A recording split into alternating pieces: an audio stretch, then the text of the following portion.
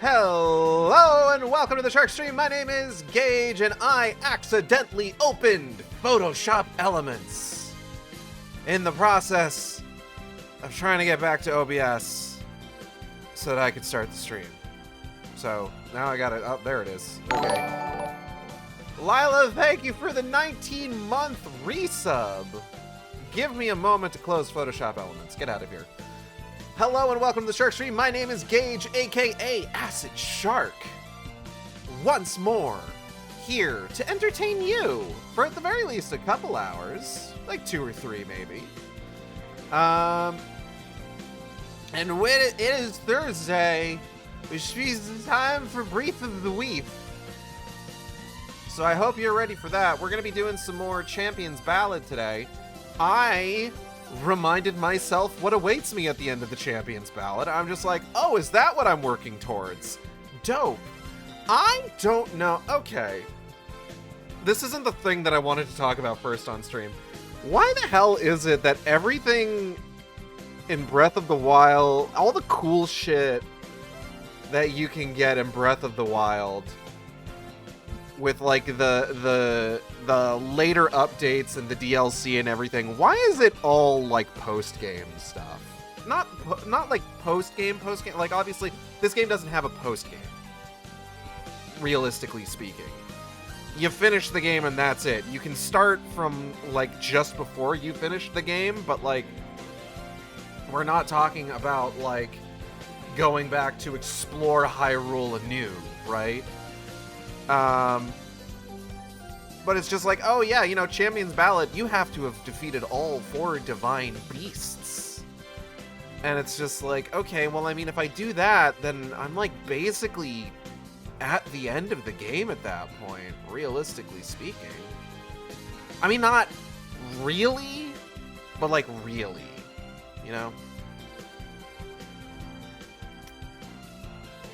But it's just like, it's one of those things where it's just like, okay, you've done all this, you get this cool thing, and now you can go finish the game and not have any good chances to use the cool thing. It's just like, okay, sure. I mean, realistically speaking, I could go back and do like side content, sure, and like side quests and stuff, but like, I don't know, it's very strange. Also the fact that they make me work for it. No, give me the DLC that lets me unlock it right away. It's bullshit. Welcome to the Shark Stream. I'm glad you could be here. There's been some discourse. Everybody loves discourse here, right? I love a good discourse. I don't. So the Amazing Digital Circus. As you may know, the final episode is going to be releasing at first in theaters at the beginning of June, and then later through official channels. Friends and I and my wife, my beautiful wife Natalie, we all got our tickets. We're going to go see it in theaters. It's going to be a good time. But there's been some shit going on recently. For one thing, a bunch of stuff from like the final episode leaked online. And the creator had a very like muted response to it. She was, I don't want to they them Gooseworks. That's cruel. That's not nice. She it didn't really have a particularly strong reaction or anything like big to say, because she outright admitted just like she's stressed and tired from like this. I don't want to say, I'm trying to think of like the specific way to phrase this, because it's not like, oh, she's put so much work into the show, it's tucking her out. It's like, no, it's the fandom. It's the fandom. Like, it's the idea of just like, people get mad about like this, that, and the other thing with the show, and it's just like, it's all dumb stuff. It's all dumb stuff people are getting mad about, like things not going the way that they wanted to, certain characters not getting the exposure they wanted to. It's entitled fandom bullshit. And I've been seeing a lot of stuff recently, and for the record, I don't blame Gooseworks response in the slightest. Like, no, she's right to feel that way. But I've been seeing the reaction. There's been some reaction that I've been seeing recently where I've seen a lot of people just like, oh, if I ever get something that gets like this level of popular, I'm quitting immediately and I'm never doing anything with it again. Or it's just like, oh, I hope I never get this level of popular. It's just like, I don't feel the same. I'm gonna be entirely honest. No, I want my shit to become popular, you know? I do actually kind of want a lot of eyes on my stuff for the most part. I feel like, look, there's a certain degree where, like, a lot of people act like crazed fandom. Like, the level of crazy fandom we've been seeing recently is, like, a new development. And I don't want to say that, like, things haven't gotten, like, a lot more dire recently. Especially with, like, the advent of, like, a lot of, like, stuff putting a big emphasis on like theory crafting, where like now you're ending up with like fans creating an image of their head of what they want the story to be and then being upset when that's not the direction it goes in, and creators who encourage that behavior, not to mention just like sort of the like greater emphasis on like social media presence and things like that. I gotta take a bite of my food. Hold on.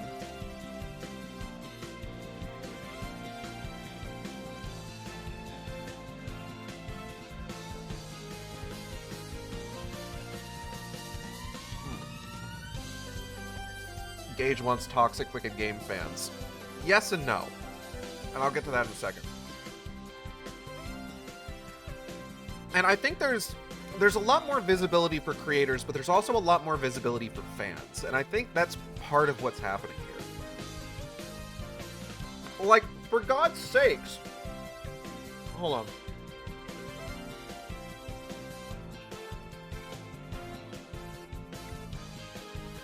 Stephen King released Misery in 1987. There have always been entitled fans. And Stephen King's Misery was not based on, like, the character of Annie Wilkes is not based on any one person in particular. In fact, the actual character herself basically came to the guy in a dream.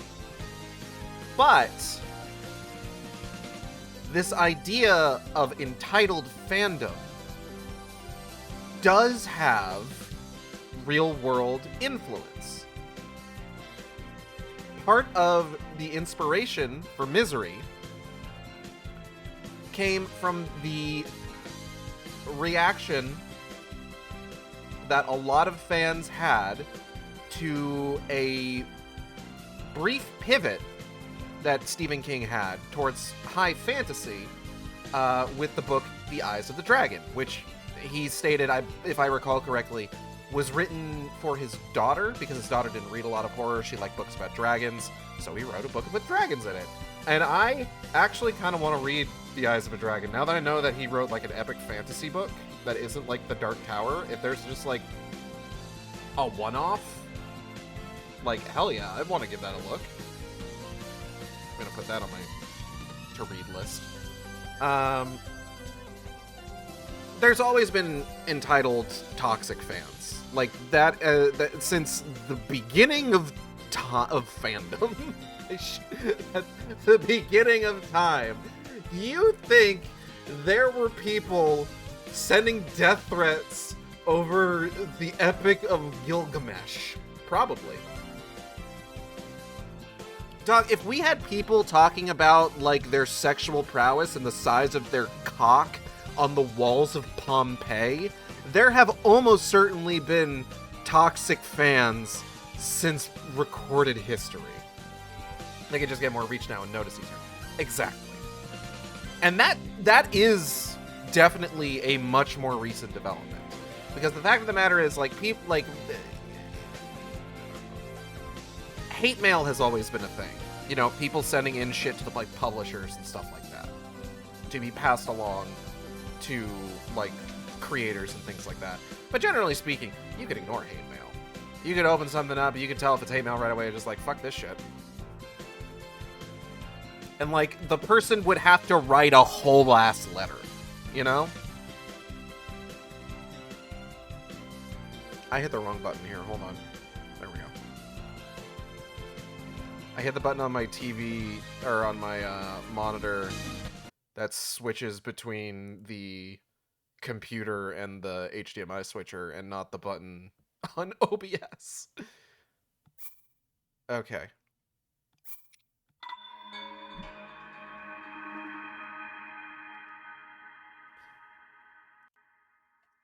But I don't know. It's one of those things where it's just like... Thank you, Daddy Cass. It's one of those things where it's just like, I feel like... And I don't want to say that this is on the shoulder of creators. Like, this isn't... It's not their responsibility. It's not a creator's responsibility to be okay with toxic fans. Right? It's not their responsibility to be okay with toxic fans. It is a singular individual fan's personal responsibility to not be a fucking weirdo.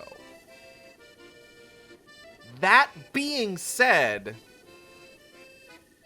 I am and have always been of the genuine opinion, you can't choose what fandom you get. You can't choose the kind of fans that you attract, necessarily. I'm not saying you have to be okay with this. I would say if you go into a creative endeavor with a desire to get a following, to get more eyes on something, then on some level you have to be prepared for that sort of thing.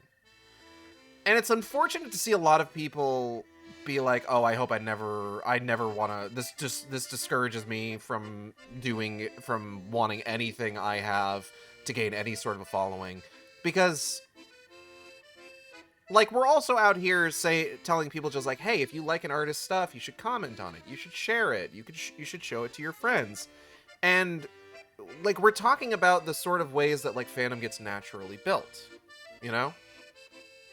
It gets naturally built by sharing. It gets naturally built by, like, stuff picking up. If you want your artistic endeavors to be noticed, if you want to have that,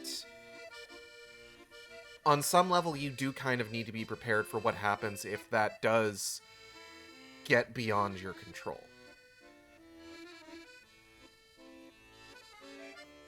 Now,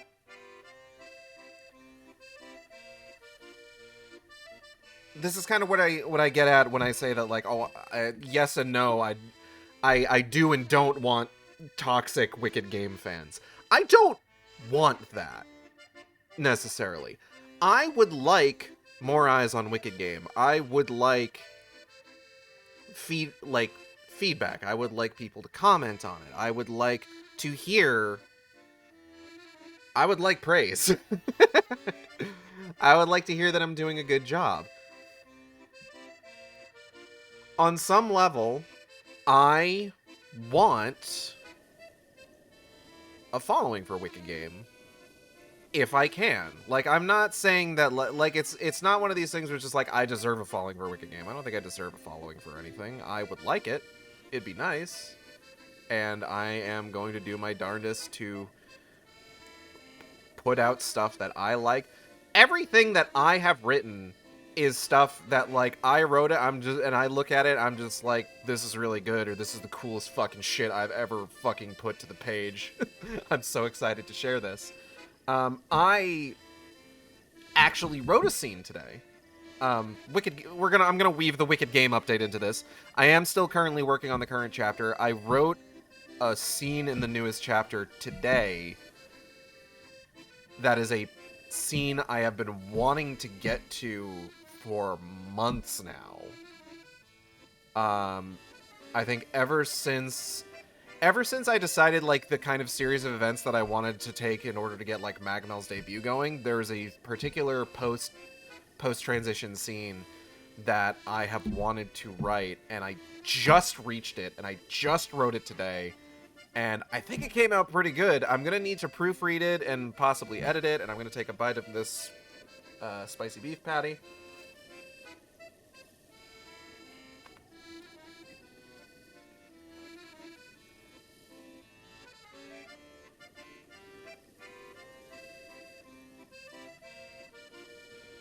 Gulp. I'll get this energy drink going. Ooh, fizzin'. Nuclear fizzin'.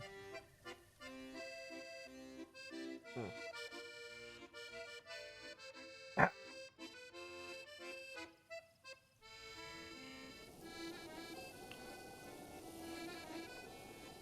Okay. What was I saying?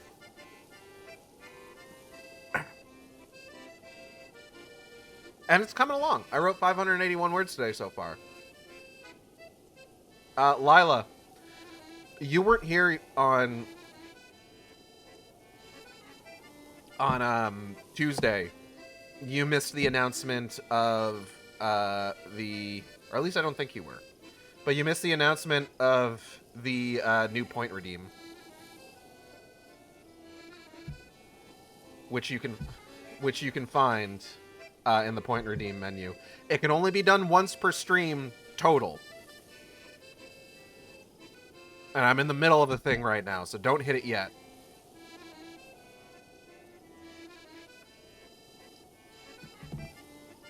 But if you use it now, someone can't use it. I almost have 100k. Good. What was I saying? I've written about 581 words today, which I was pretty happy with. I've been trying to get into sort of like, I've been trying to find the flow state, you know? The point where it's just like, okay, everything is going to just kind of pour out of me at this point. But like everything that I write is stuff that I think is cool. It's stuff that I would love to see in a story. It is stuff I'm excited to share. And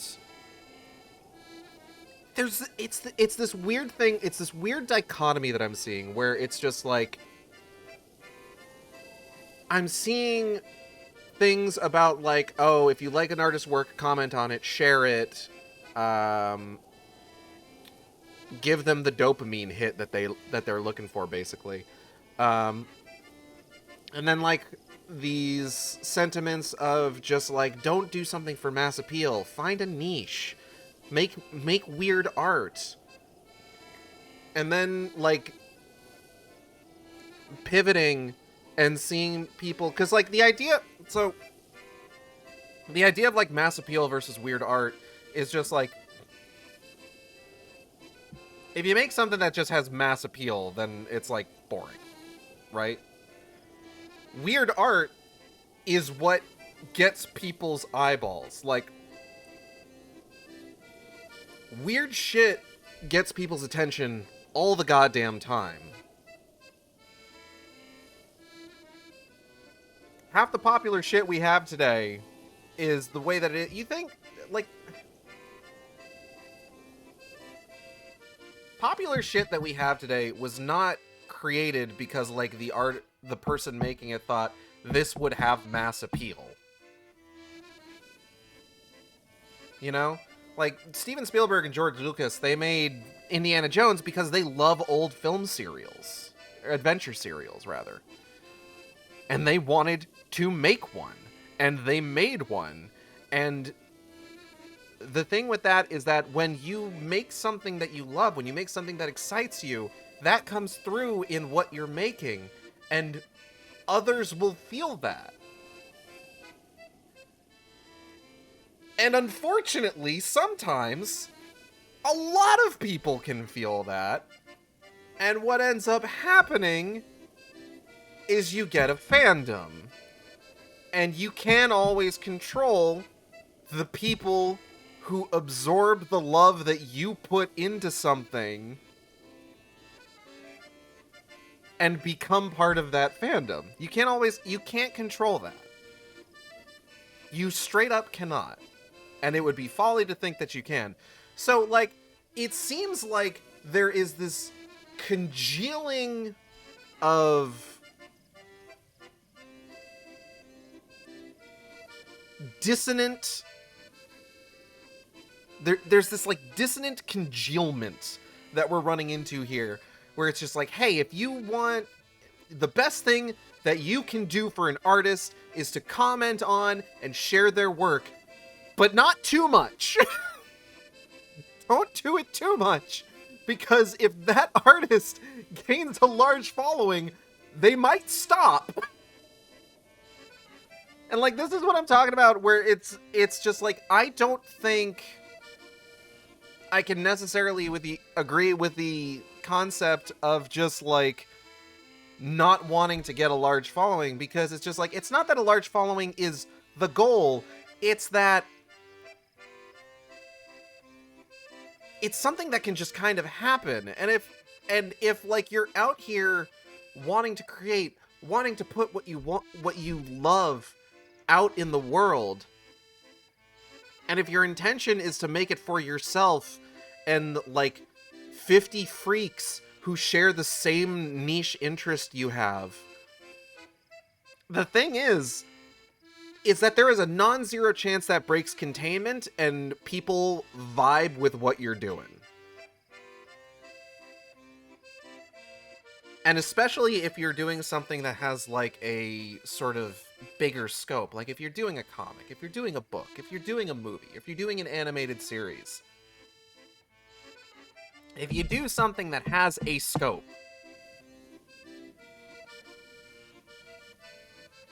then more people are going to be interested in that. Because people like large scope projects, generally speaking. They like it when there's a lot of something to work with. We're just sitting here listening to Cass play his fucking melody.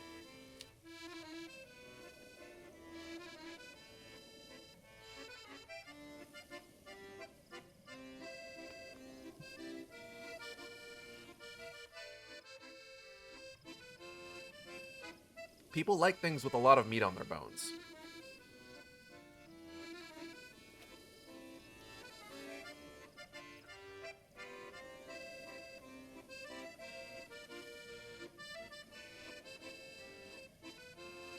God, can this raid just start and not have someone back out? This is the third time. Oh no, which raid are you trying to do? Are you trying to do the new one? I have managed to do that once a week consistently since it came out. I still haven't gotten that fucking emote. Oh, first walk. Okay. Okay, hold on.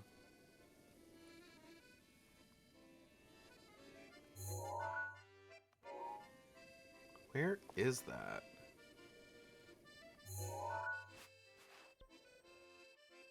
Some kind of big fuck off hole in the ground? Is this it?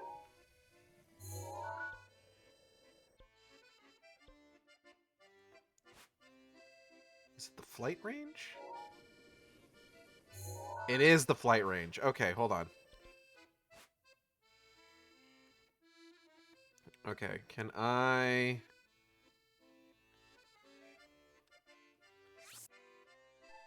Let's get a pin in there. Okay. Nope.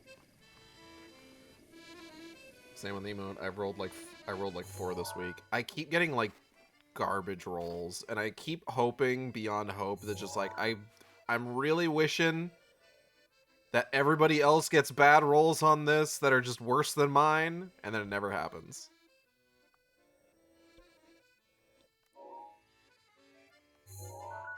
Where are you?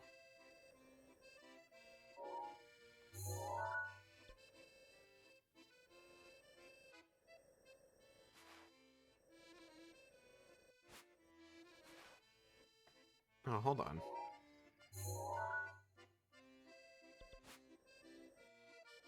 Right here?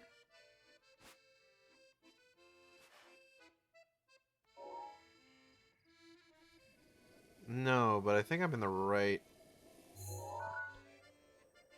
I think I'm on to something here. Hold on. That might be it. Some kind of fuck-ass ravine.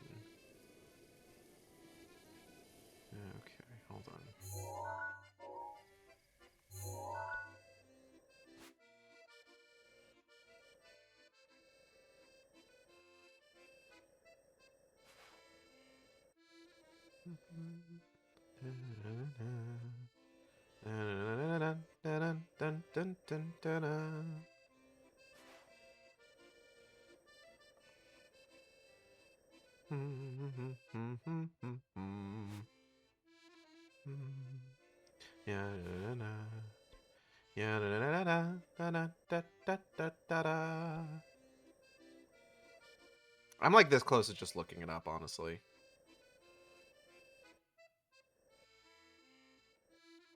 Okay, you know what? Let's look at the other one first.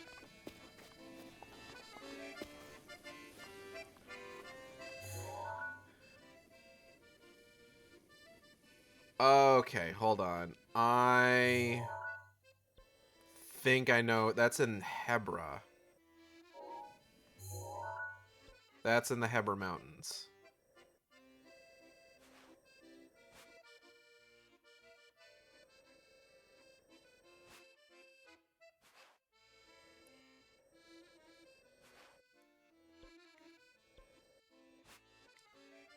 Because there's that area.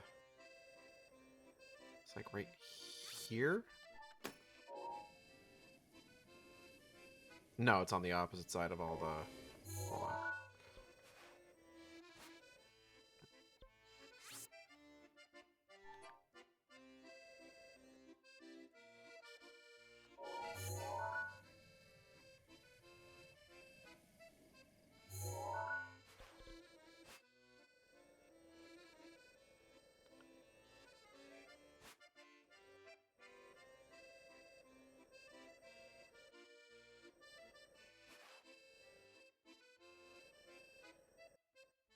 Like right over here?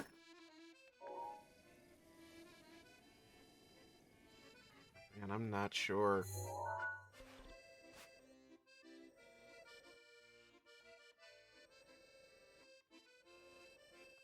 That seems right. Hmm. Oh, hold on, I got a message. Okay. Alright, so I gotta be right back, and then we'll actually do stuff. One moment, folks.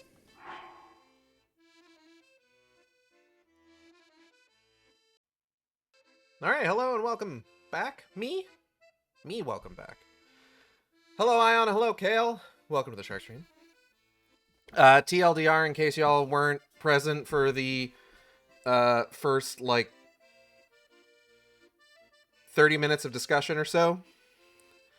I hope I get toxic Wicked Game fans. No, that's that's not what the lesson was.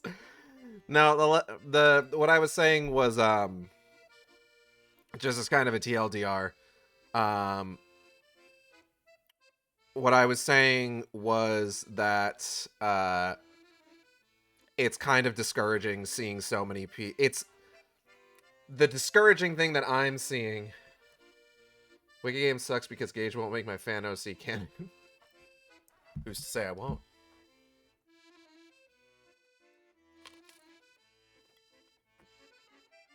Hmm.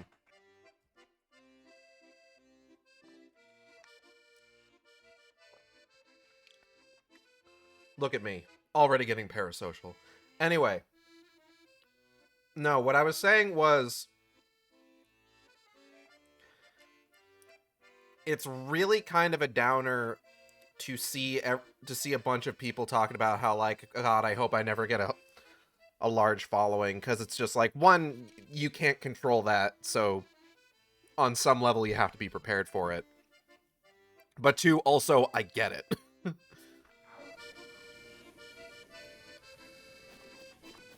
I get why you would not want that, and I understand completely.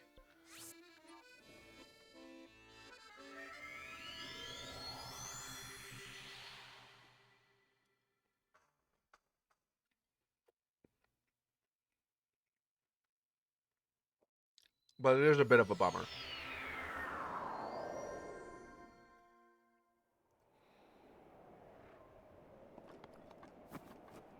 Simply because I feel like I feel like that's an unfortunate way to approach art.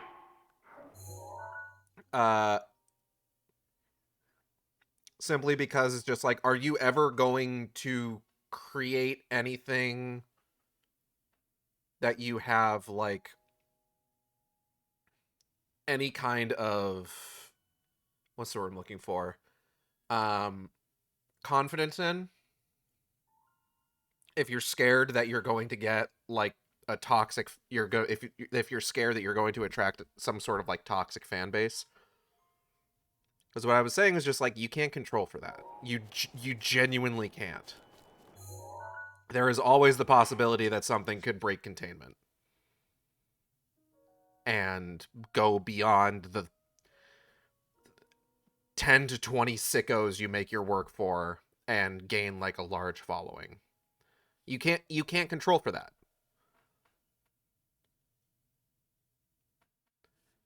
Like, it's the same thing. It's the same thing about, like, being scared of rejection, but in the opposite direction, right? All right. Shoot the flame dragon's horn. Race down a peak. Rings adorn. Shoot 4 targets to win. I am seeing 4 targets. Oh, I'm gonna be sick as hell. Hello, Zilla. Oh, wait, hold on. That's a lot more targets than 4. Okay. Okay. Okay. Okay. Uh.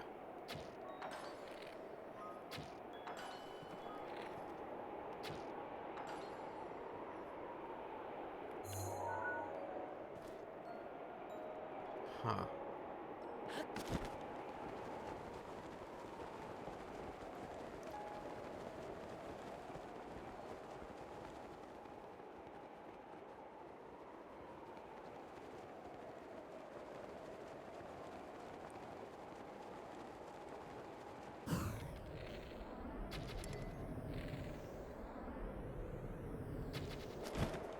Oh, shit.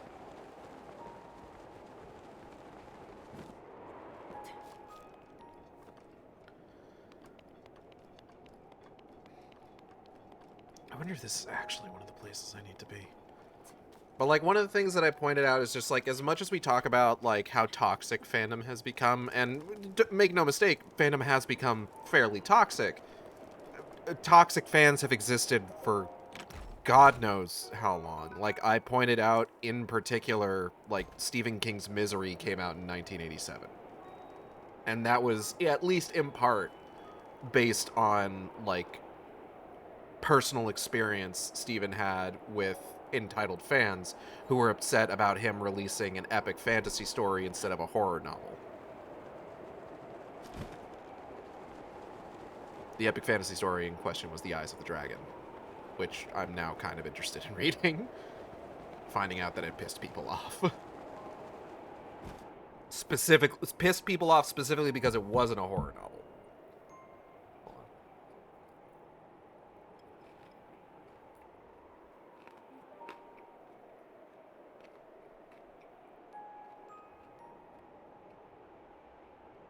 Piss people off, so now I'm interested.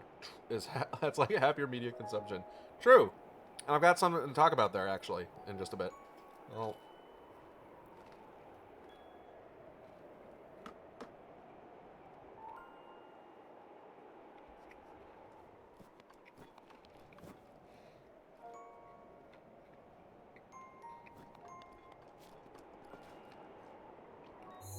hmm.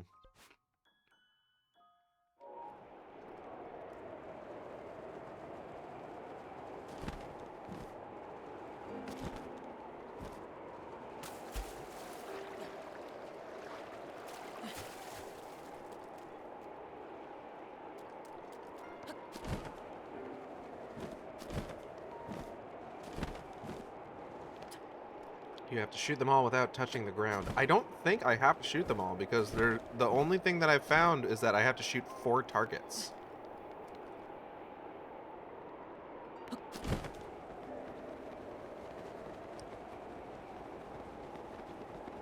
So I don't know, maybe it's just any 4. Shit.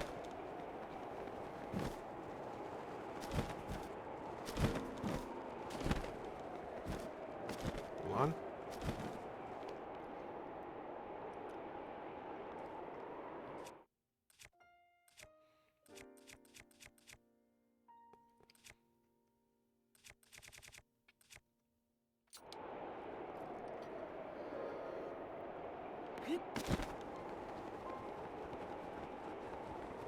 I don't know. I worry about, like, lessons fans have learned, and then also lessons that, like, creators have learned. Oop. Oh.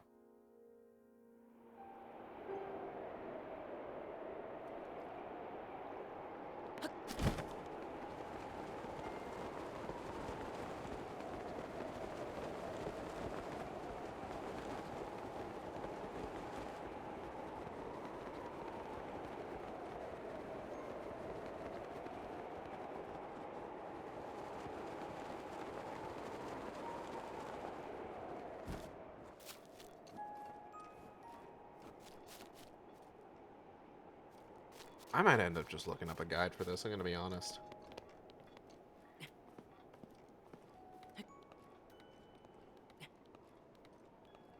I ain't too proud.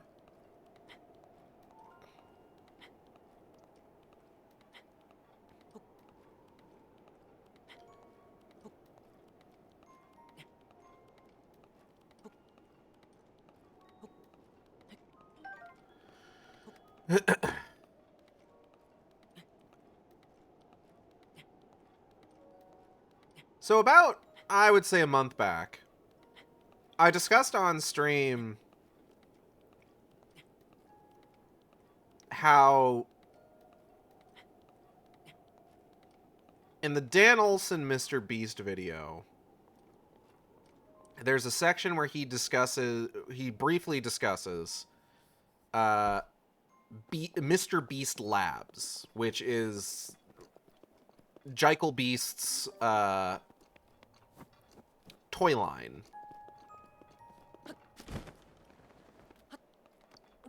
And I remember looking at some of them and being just like, oh, I would probably have been super interested in this particular action figure if I was a kid ages 6 to 13.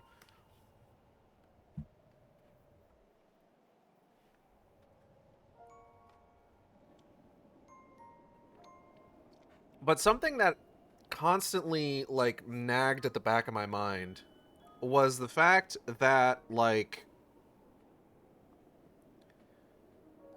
every time I looked at product images of these fucking things... what is that over there? Oh! That's that guy! I don't have any monster parts to give him. Every time I looked at product images of these things, it would be like, it's this, like, big plastic, like, cup, and then there's, like, a tube full of goop or something, and then you pour in the goop, I guess, and it says there's a fingerprint scanner, but I assume that it's just a button you push, and there's kayfabe surrounding it. I don't know. Nothing that I could see from the product images gave me any indication of what the fuck was happening with the goop, right? And anytime I would look at them on Amazon, it would just be like, oh, here's a video from Mr. Beast demonstrating. I'm just like, no, I don't want to watch that. I refuse to put myself through that. Thank you very much. One day a while back, I wandered into a Walmart. I want to go ahead and put this out there. I did not buy anything at the Walmart when I wandered into it because the thing was like $20, and that's part of what I'm talking about here. I'll get to it. Bear with me. So a while back, I wander into a Walmart, right?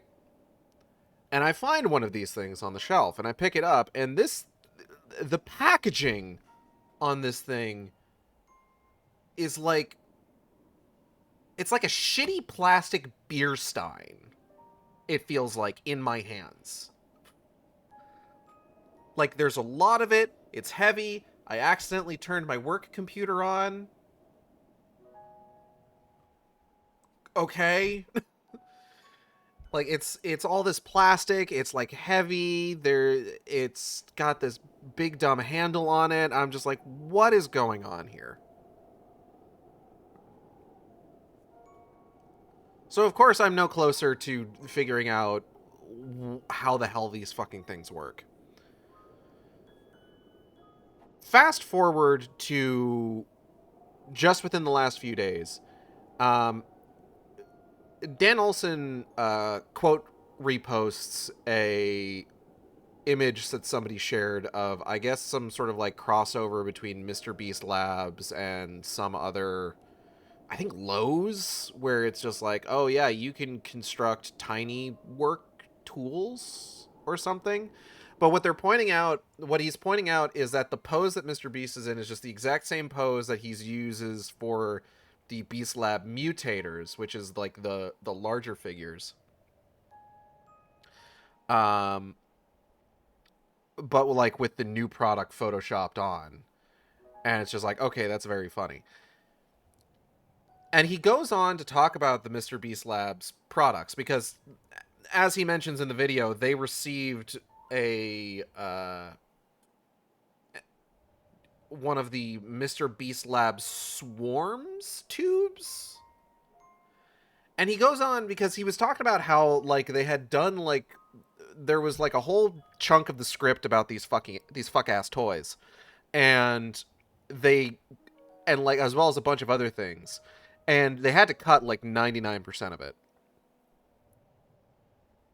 And he talks about how the Mr. Beast Labs toy line is apparently built around reveal mechanics, where like you're supposed to bust open the test tube and there's like powder and liquid and there's like a bag that these things come in that I guess maybe the bag's supposed to dissolve or something. I don't know. But you're supposed to mix it all together, shake the tube up, and then pour out your Beast Labs Swarms figurines enshrouded in goop. Right? And these things are tiny plastic motherfuckers. Okay? He compared it to like toys that you would get for like 50 cents out of a machine at the front of the grocery store. I think he said 25 cents, but I'm thinking about like the homies figurines, and those were 50 cents when I was a kid. Um but now goopy. Yeah.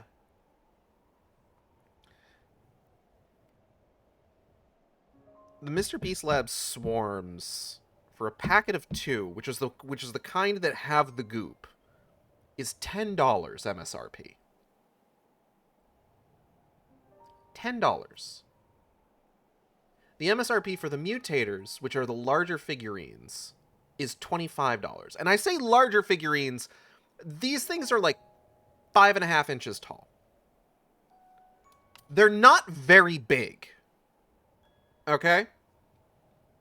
Like, I'm not great with, like... Hold on. I think I've got, like, a... one of my Gunpla toolkits should have, like, a...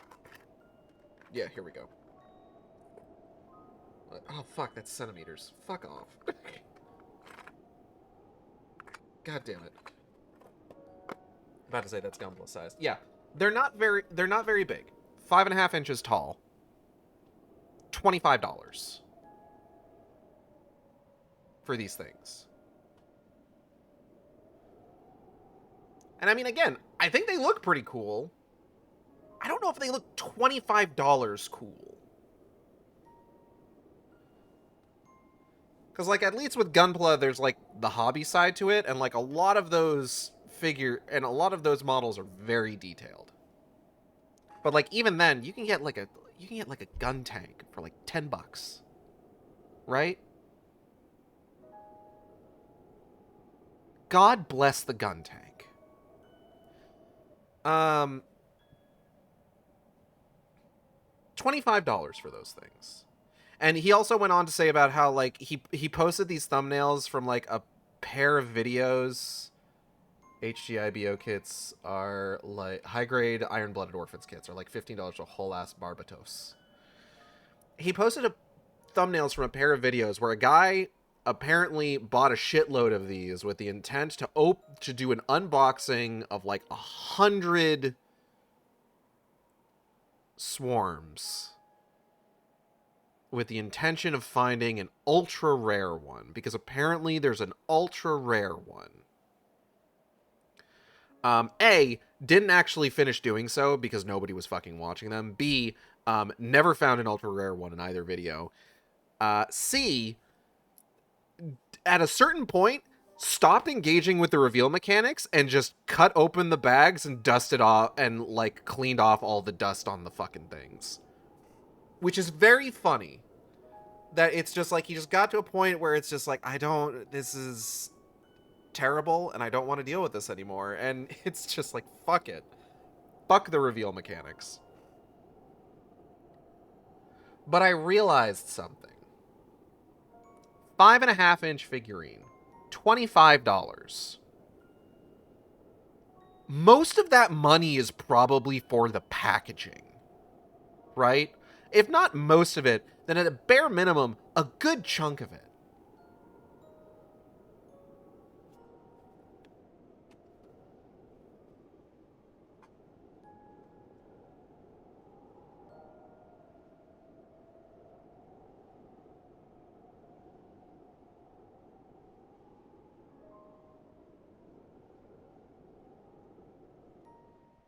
Shit. Okay. Oh. Fuck. Alright.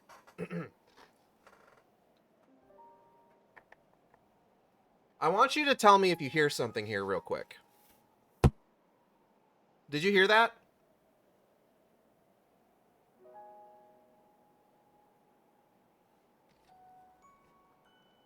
That is a Mr. Beast Lab mutator that I got for $14 off Amazon. I didn't slam that down on my desk. I just dropped it. I haven't unpackaged this thing. It's still got all the zip ties on it to hold everything in place. It's like a cursed relic being inside my house. I have invited the beast into my home. I don't know what I'm gonna do with this thing. Realistically speaking. But I've got it. And again, like I said, I went into Walmart and they were selling these things for $20. It was $19.99. This is just the bog standard Lightning Panther model. This was like $14 and change on Amazon. I don't think... I mean, even that's too much, realistically speaking.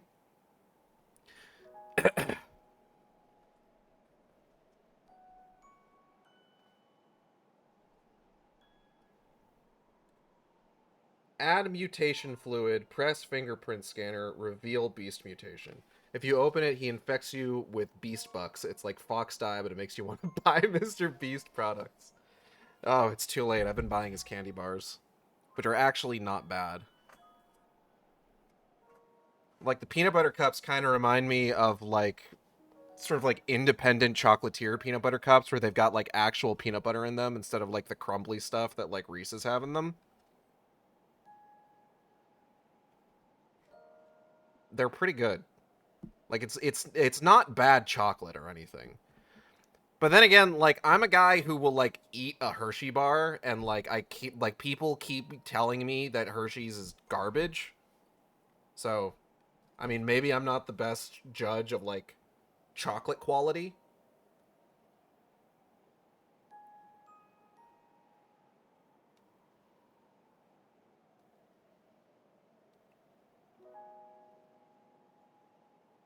Okay, here we go.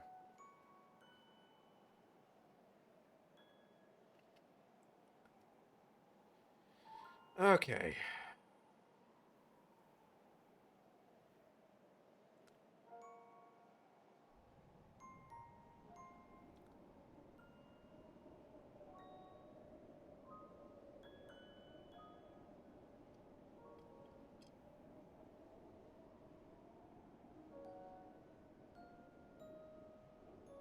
Okay, so I was looking at the right thing. I should go talk to the Rito Elder. That's a good point. Cass did mention doing that, and then I just fucking didn't.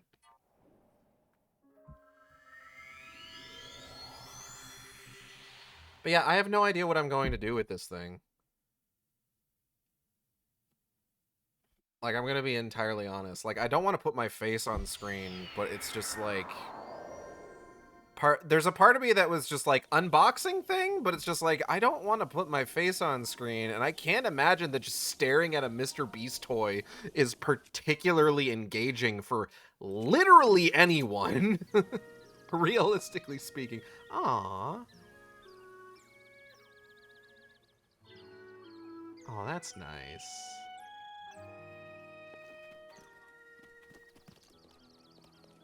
Oh, shit. Oh. Link, you gotta figure this out, man. The babies. Oh, his daughters are all singing. It's cute. My soul is cleansed of the beast. For now. Sup, fucker? Hoo-hoo. Champion descendant. 1,000 times, thank you. But never mind that now. I'm happy to answer anything I can. Tell me about Revali. You're curious about Master Revali? Hoo-hoo, what perfect timing. We recently found the Diary of Revali. The Diary of Revali. The Diwali of Revali. Fuck! We're all excited to locate such a personal item of the champions. Heaven, not just anyone has the right to read something of that nature. That's why I left Teba in charge of it, since he so admires Master Revali. Diary of Revali. Hoo-hoo, the historic Diary of Revali was recently found at the flight range, our champion so adored. There is one at the flight range, okay. Teba took the diary to his home for safekeeping. Was there anything else? The Flame Dragon. Woohoo! So you wish to hear about the Blazing Dragon? Well, you're in luck. A dragon was recently spotted near Tanagar Canyon. It's acting a bit odd, so we're concerned it may eventually cause trouble for our village. That's why I've asked the village guard, Mosley, to keep a close eye on the creature. Was there anything else? Tell me something else. What shall I speak of? Sword? Great eagle bow? Metal? Yeah, no. Yeah, never mind. Alright, let's go talk to Teba. Hi, Daddy Teba. Well then, I should probably get Tulin over to the flight range. Tell me about Revali. Link, as you know, us Rito use our wings to fly forward. The wind lifts us up into the glorious sky above. However, we cannot descend on our own. The Rito tribe used to believe this was an this was fucking shit, goddamn. And the Tulin glow up is true. The Rito tribe used to believe this was an irrevocable truth until Master Revali's feat changed everything. He learned to create his own updraft, and he crafted a unique skill that allowed him to ascend straight up into the air.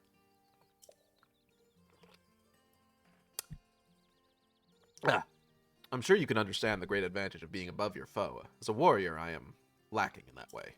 However, I swear on the sacred sky above that someday I will surpass Master Revali. To that end, I'm determined to master a skill, to teach myself Revali's Gale. Well then, I should probably get Tulin over to the flight range. 4 targets trial? A challenge of 4 targets. And you heard about it in a song. Shooting 4 targets at once, perhaps. Why does that sound familiar? Of course. I've heard Master Revali accomplish something similar at the flight range. Are you going to attempt the same, Link? Yes, of course you are. I can see it in your eyes. Well then, should probably get Tulin over the flight range.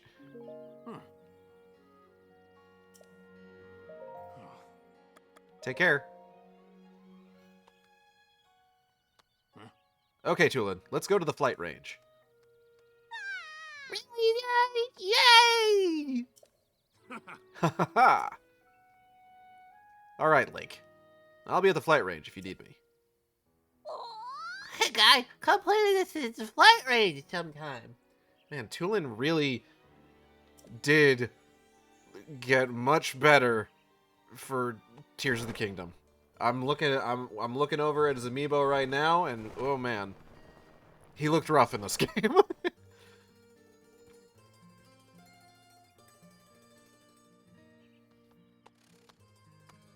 Yeah, this fucking thing is hefty.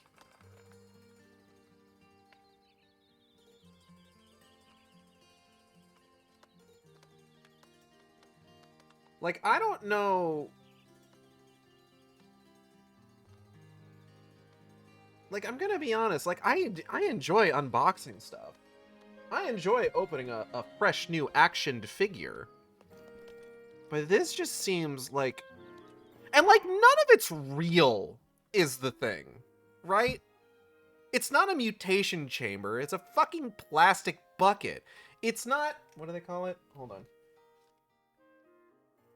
It's not mutation fluid. It's some goop shit you're making me mix up. And it's not a fingerprint scanner. It's a fucking button. It's a goddamn button I'm hitting. Okay?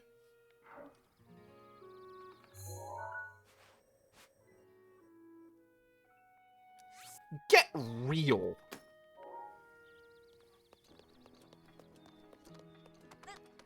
Oh, sorry.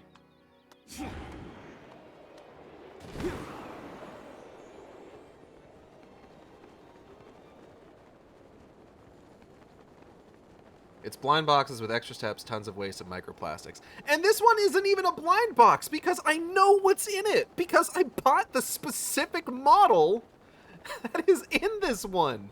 What's the point? What's the point of all the fucking stupid ass pomp and circumstance?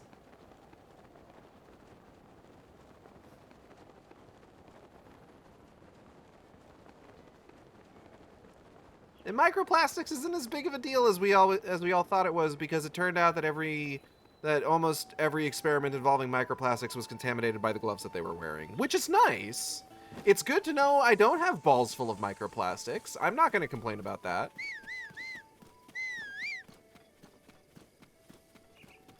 But it's so weird. Like, what's the point? Like, okay, if I'm going to pay $25, and I have paid $25 for, like, a model kit. I did buy a model kit recently that was only $15, though. It's a Shockwave from Transformers 1. I'm very excited about it because it's not a brand I've heard of before. But the Transformers models that I have built have all been pretty good. The ones that they made for the Bumblebee movie all came, like, pre-painted and decaled, which made them a lot of fun to put together. Oh, the blockies? I've heard those are really good. Yes. Okay. I was hoping to get your thoughts on it. That's why I posted the picture of the box in our group chat with Zilla. Not myself, but damn, they look good. I'm excited to check it out. But I paid $15 for that. I paid more for that than I did for this fucking thing.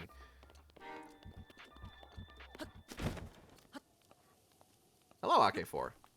But, like, if I pay $25 for a model kit, then I know I'm going to get my money's worth because I'm going to be spending a lot of time putting that model kit together. And it's going to come together in the end as something pretty cool looking. Something I'm pretty excited to see, you know?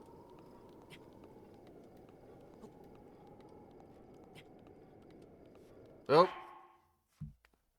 It will be a thing you like doing. Speaking of things I like doing. Okay.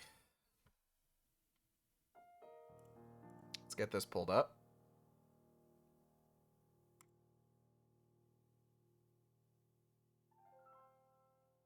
No, that's not the right one. Hold on. Here we go.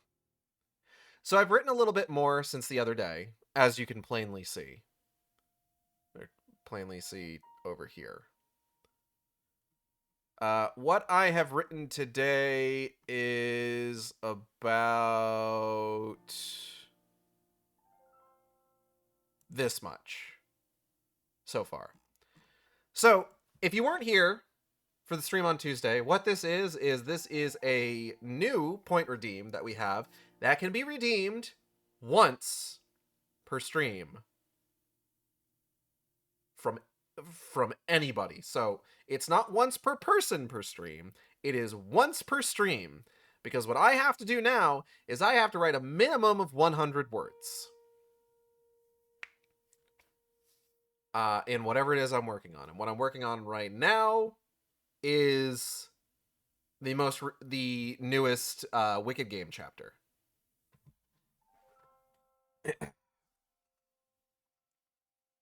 So let's see, where did I leave off?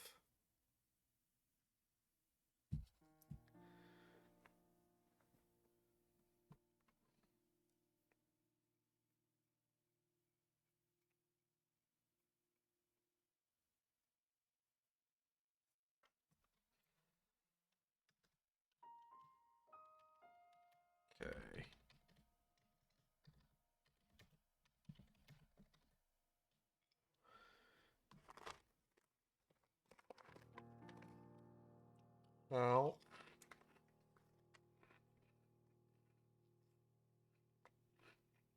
So, thing I mentioned the other day when I did this before, because we're still kind of beta testing this one. Um, I like this idea because it's just like, oh, my chat can, to a certain extent, hold me to my writing. You know, like I struggle with motivation a lot in terms of like getting myself writing. Today actually went pretty good because I hit a bit of a flow state when I started writing today, and that's how I managed to bang out like nearly 600 words. Uh, but other days can be a little bit more difficult, you know? So I thought, what if I made it a thing that my chat can hold me to, where it's just like, hey, get going, buddy. Or, as I put it, start writing, writer. So we started at, what was it, 1814. So we're looking to hit 1914.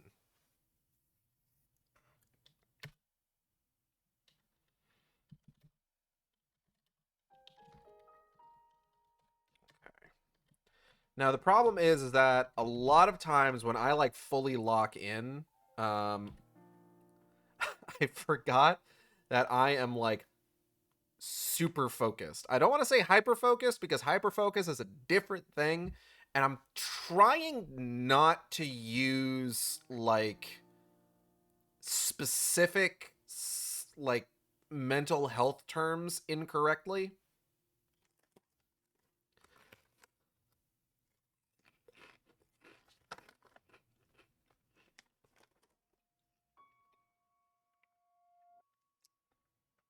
You know, like when someone who's like a bit of a neat freak calls themselves OCD and shit like that. I'm trying not to do that.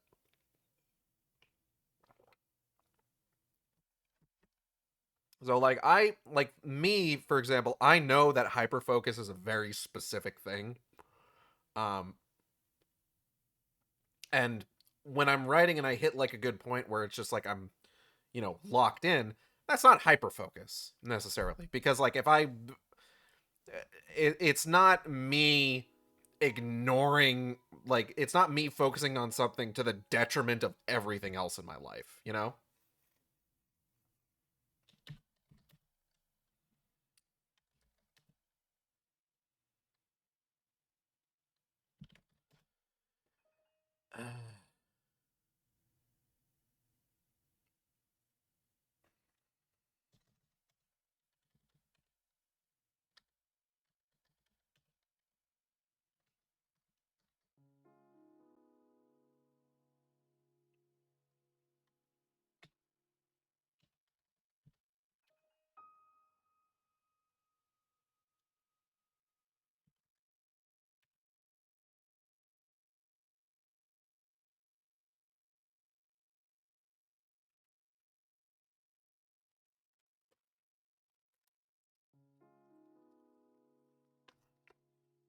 Well,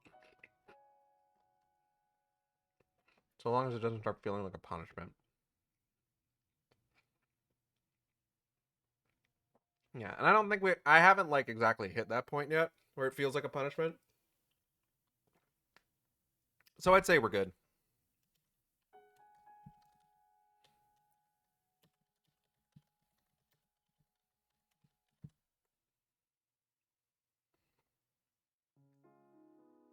I like must have just overstretched like there's like a muscle underneath my tongue that I must have like overextended or something at some point because it's sore. And it's one of the worst muscles to possibly get sore.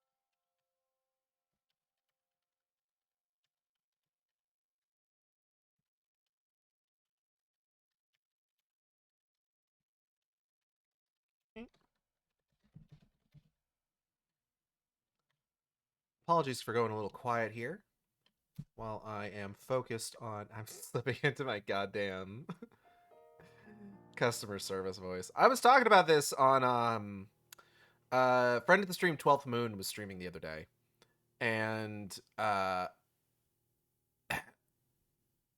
he was talking about his streamer voice versus his natural voice.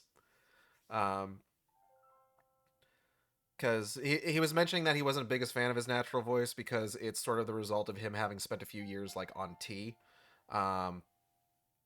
Natural voice is pretty good. I'm gonna be honest. I did like their natural voice.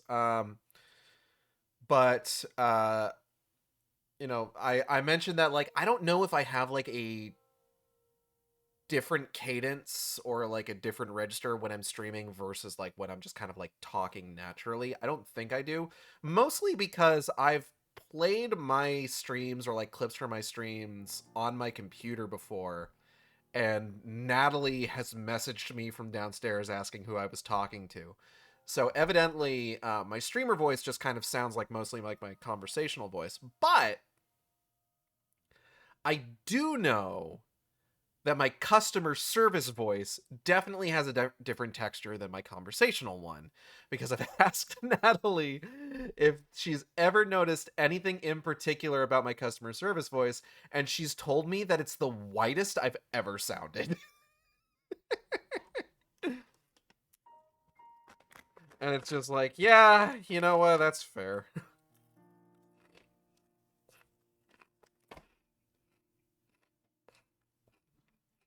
She didn't have to do that to you. She can, though. She's my wife. She's allowed. She has permission.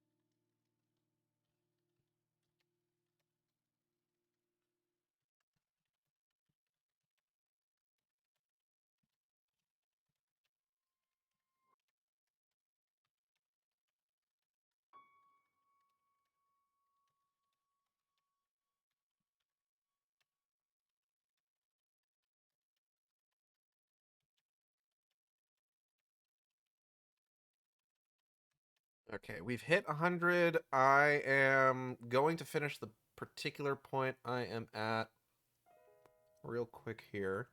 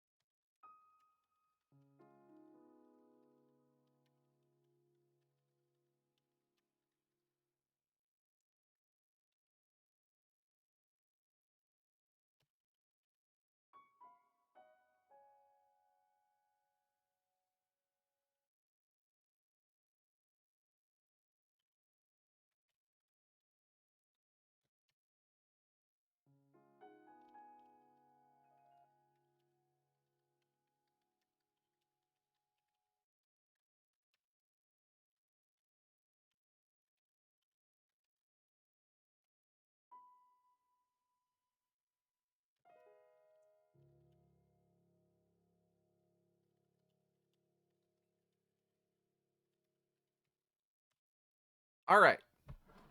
So that is, how many did we end up writing? 134 words.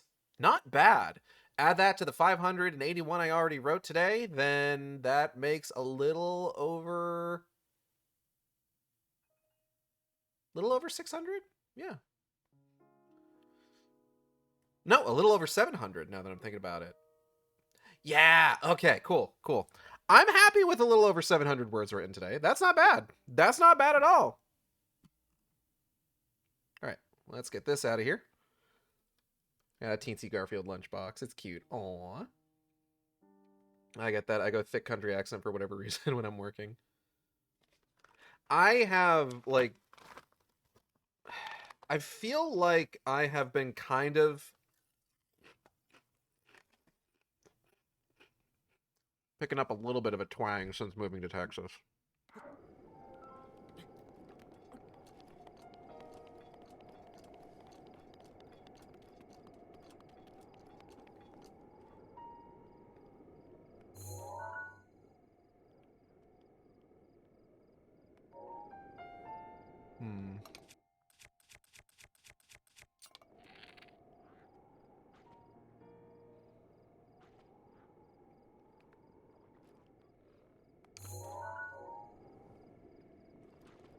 I'm not going to bother them.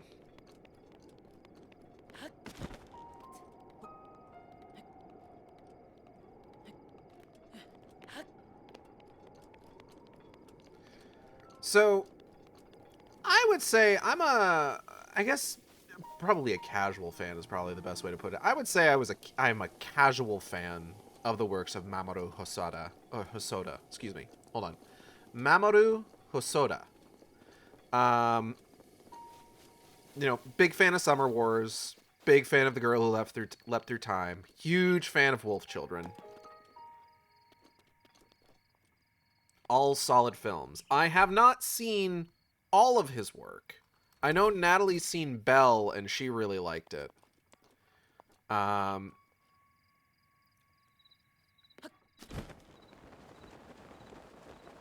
I know absolutely nothing about A Boy and His Beast.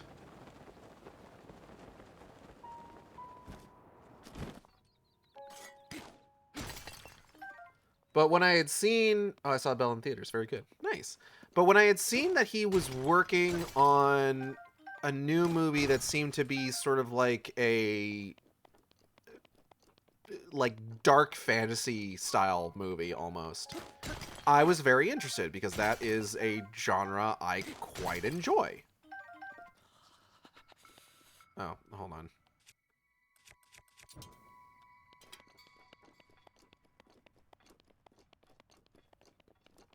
Have you seen the chair one? Is that Mamoru Hosoda? Hosoda? I don't think that's one of his. Isn't that the Your Name guy?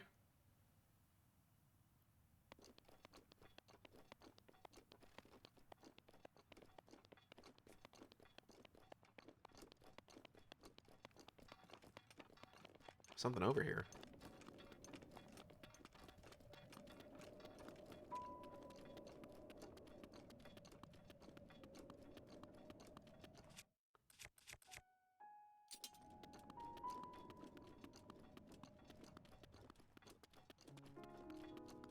Could be. I'm not familiar completely.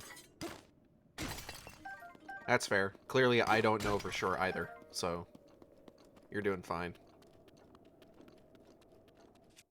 This is something I can bomb. Drop. Detonate. Detonate.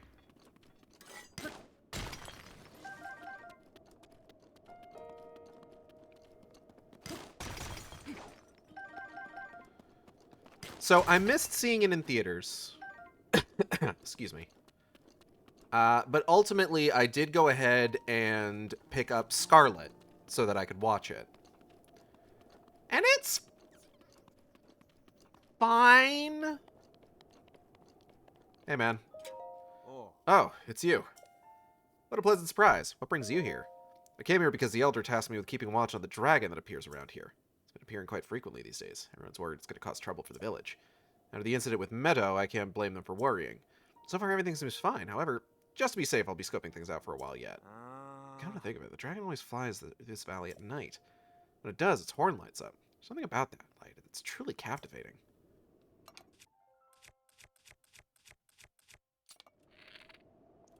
Okay.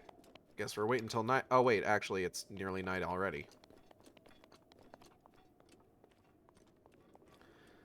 So I decided to check out Scarlet because, again, I enjoy Mamoru Hosoda's work, and I wanted to give it a fair shake because I had already heard that it wasn't his best film. I had already heard that people weren't huge fans of it. But like with stuff like this, it's all like is it bad or is it you had high expectations for this and didn't end up liking it bad? Because like I looked it up and it's just like, oh, it's got like a 75% aggregate on Rotten Tomatoes. It's just like, okay, so it's not like trash, obviously. Um, so I did end up watching it.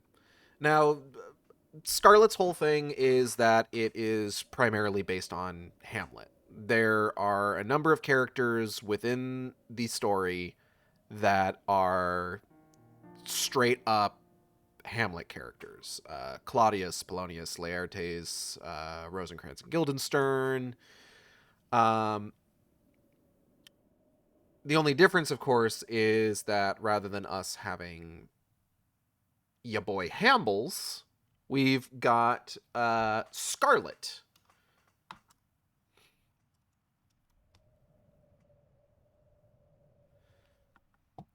His distaff counterpart in this universe.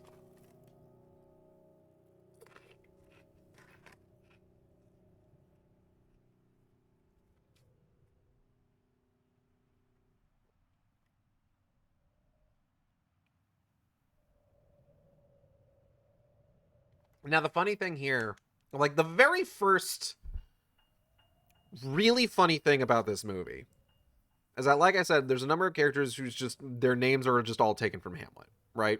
Claudius, Gertrude, Polonius, Laertes, Rosencrantz, Guildenstern, etc., etc. Hamlet's father in Hamlet. Oh fuck. So that's probably bad, right?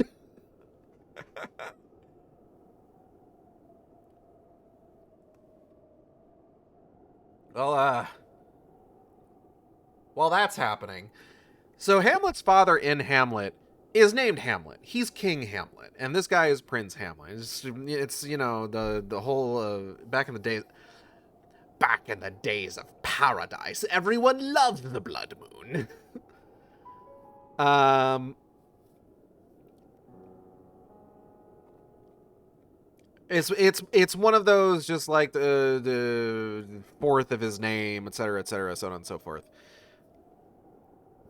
So, of the non-Scarlet characters within the movie Scarlet,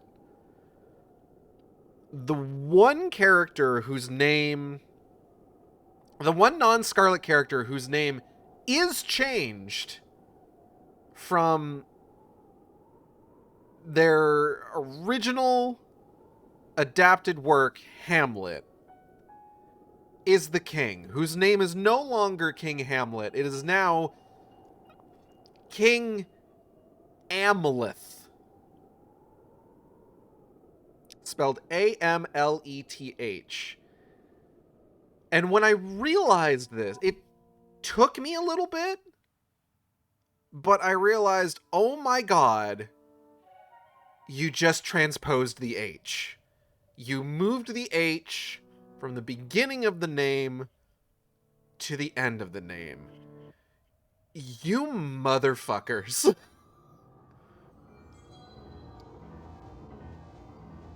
This is probably fine. Original character now, beat those hundreds of years of copyright. The blood moon rises once again.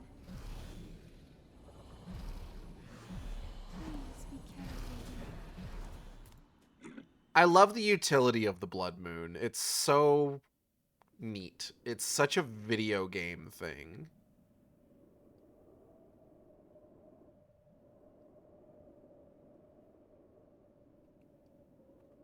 But yeah, it's not King Hamlet, it's my own original character Amleth, basically.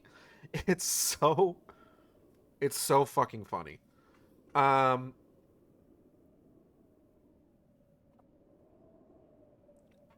oh hey, look who's coming.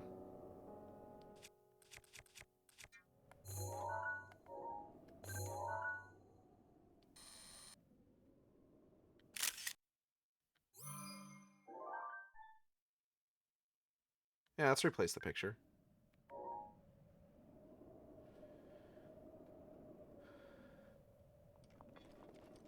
Whose scale do I have on me right now? I might want to get a couple shots off on this guy.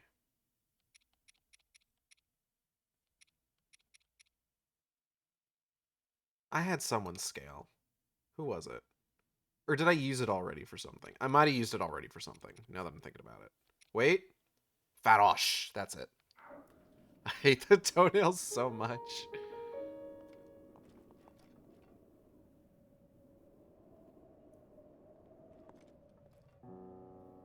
Okay.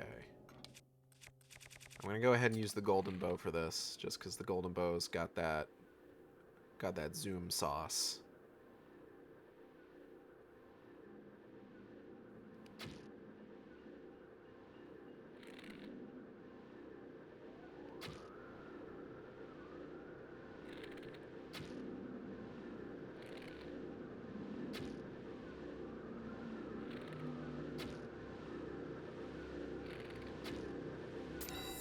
Got him.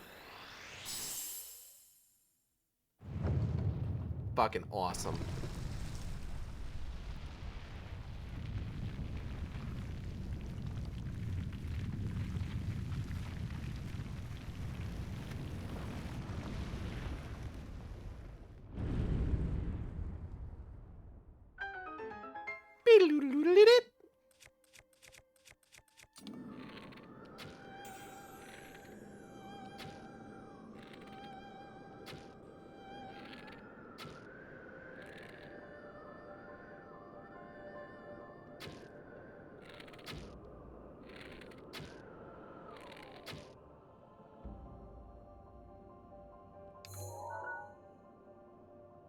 Oh, hold on. Sweet treat for me?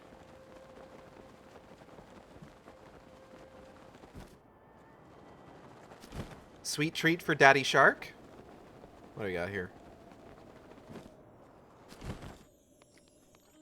Fuck yeah, bro. Let's go. Mm.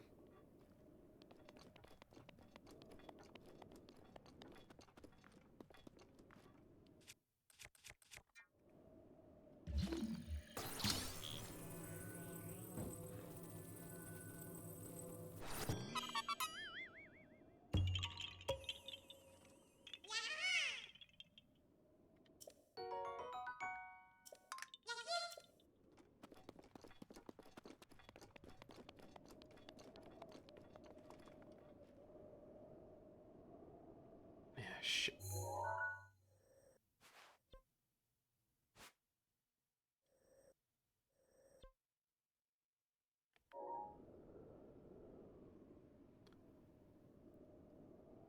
Okay.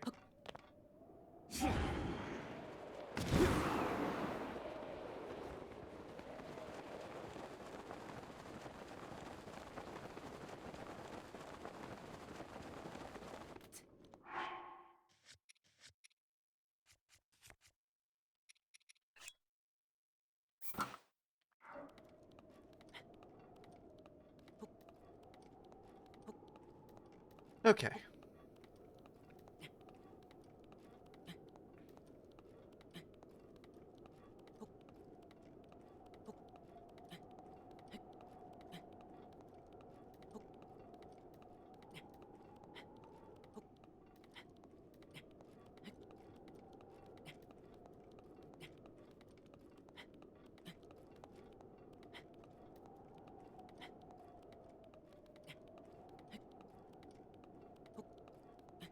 Oh, this is actually going to be really bad for me.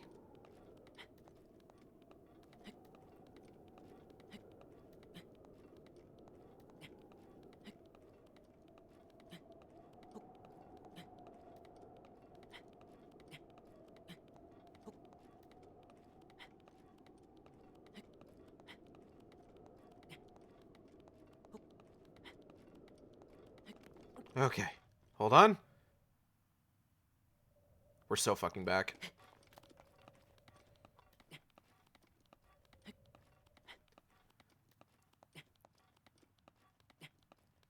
Now, the bulk of Scarlet takes place in this sort of like purgatorial world between worlds where like the dead and the near dead reside. Hello, Necromancer Kobold. And the entire idea is that Scarlet was poisoned in an attempt to, I believe, also poison her uncle. Like, they each poisoned each other. Or, like, she poisoned him, or she tried to poison him, and unbeknownst to her, he also tried to poison her, which was, of course... But her poisoning of him was unbeknownst to him. It's odd. It's an odd scheme that they have found themselves in.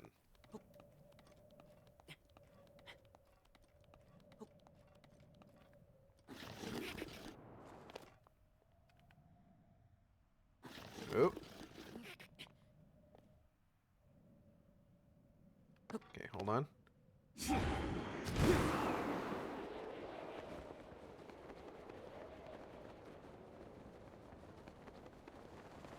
But the point is, both of them end up poisoned. And Scarlet falls into the other world. Which, if you're not familiar with like the nomenclature of these things, otherworld is just like a sort of generic term for afterlife.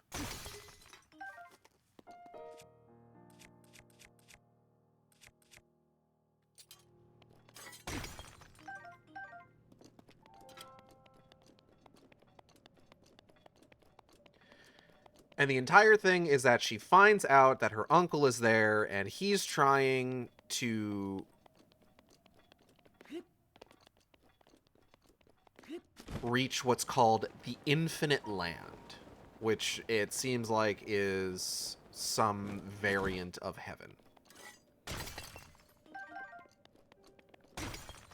So she needs to track him down and kill him in the other world, and if he does, he will become nothingness, which is kind of one of my first like major issues with this movie, but I'll get to that in a moment.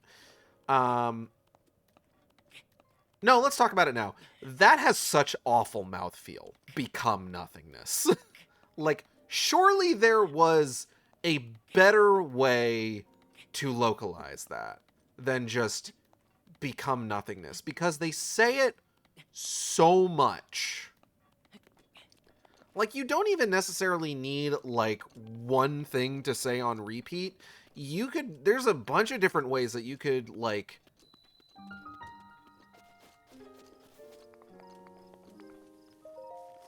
There's a bunch of different ways you could probably write that. Like, I think when I was live posting about it, one of the things that I kind of came up with was consigned to oblivion, which I think was pretty cool. It was good. It's a good one.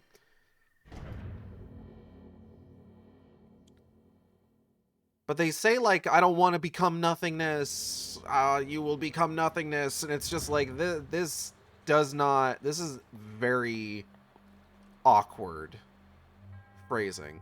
To use that's from the Shine, I am Shira Gomar. In the name of of the goddess Hylia, I offer this trial. And we will take this trial in a bit. I gotta step away for a second. I will be right back. Alright, sorry about that. Wait. And we are back.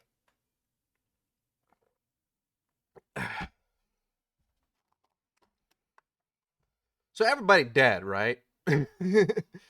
Everybody in Scarlet dead. They're not dead. It's the way it's described is like, oh, this is a place where like the living and the dead gather, and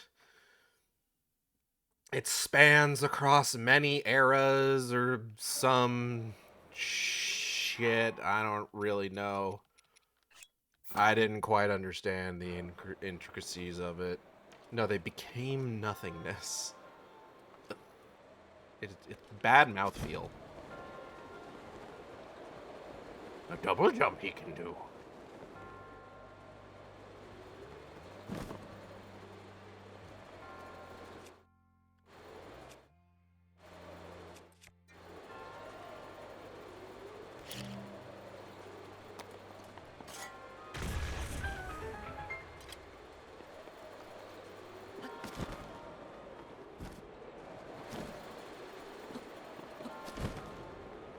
And part of what they use this premise for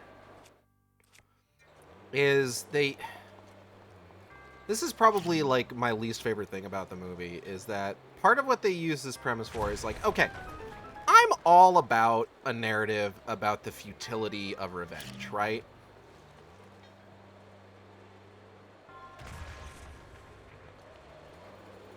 Like, it's never ultimately as satisfying as the protagonist would believe. It is ultimately a futile way to live, etc., etc. It just it's a good narrative.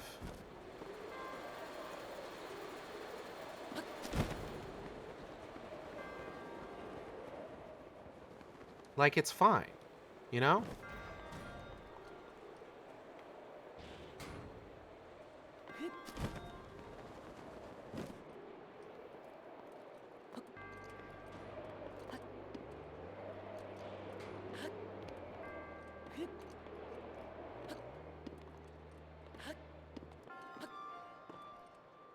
Is there really nothing around here? No, like, secrets?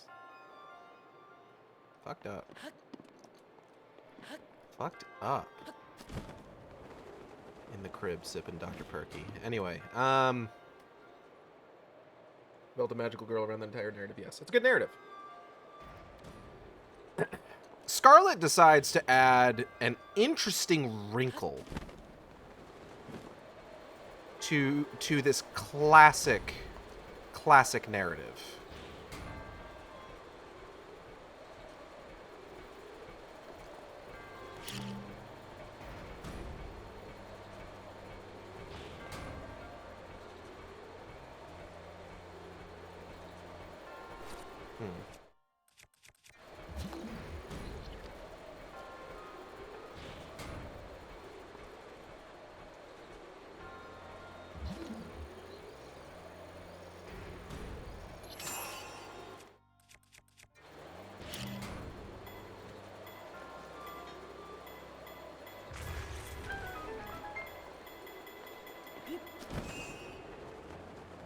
Scarlet adds an interesting wrinkle to this classic narrative of revenge, where now, not only is it about, like, the futility of vengeance, but also you've got a paramedic from modern day squawking in your ear constantly about how violence is bad and you shouldn't kill people. And it's just like, this dude is the most sauceless motherfucker.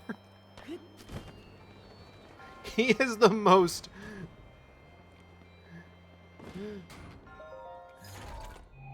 He is the most, like, fucking... everyman Watanabe you've ever goddamn seen. I've ever goddamn seen. That's much is for fucking sure. Bro has no sauce.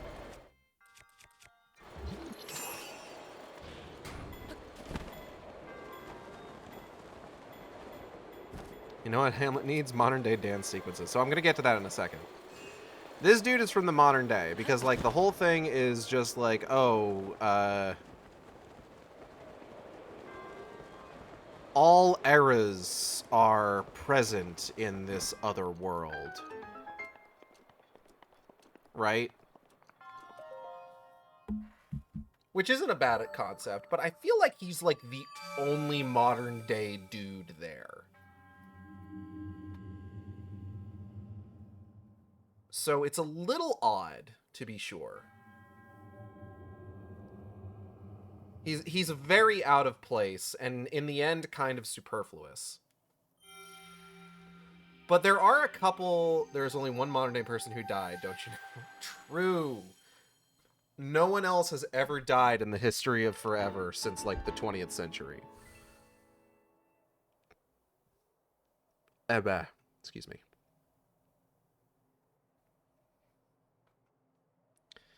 So, there are at least two scenes that almost make this dude's presence, like, kind of worth it. I will not. I am immortal. Yo, same. one of them is not the dance scene. So there's a scene where, like, they ran into, like, this caravan of just, like, elderly folk, and they meet up with them, and they kind of just, like, hang out with them for a little bit.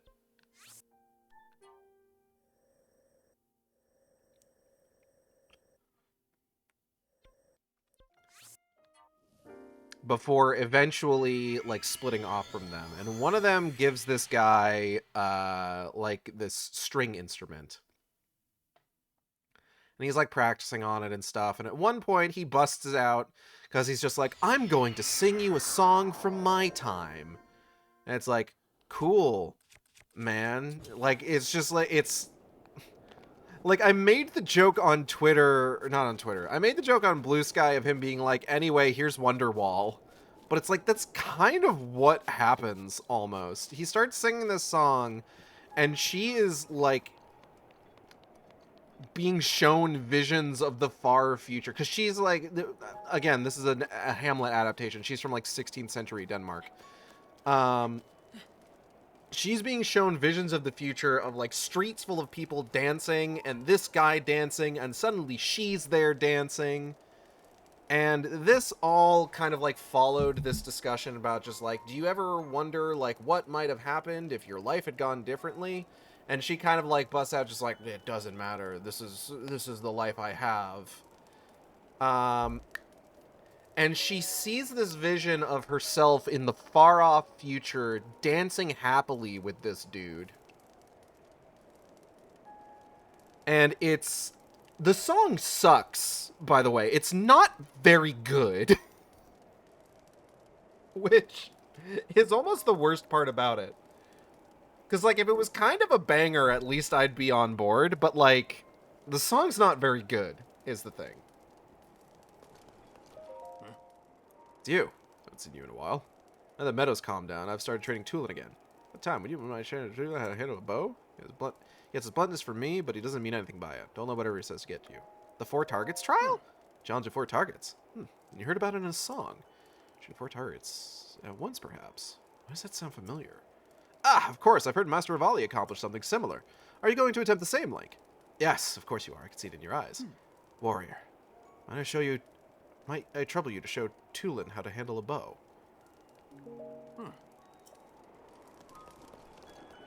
4 targets at once. How the hell would I hit 4 targets at once?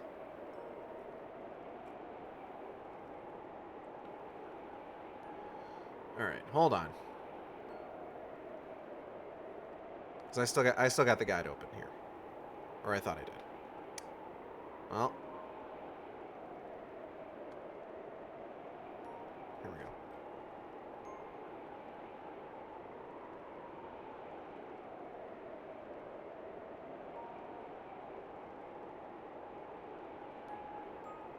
Okay.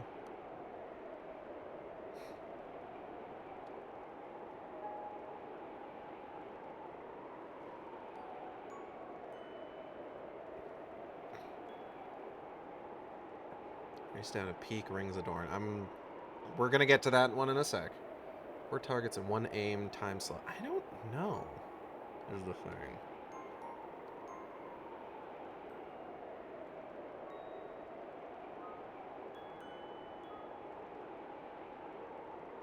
Just hitting one while falling is enough. Instead, float around until you have 4 targets in close range, and while in slow motion, shoot all 4 targets before you come out of focus. It may require some extra stamina.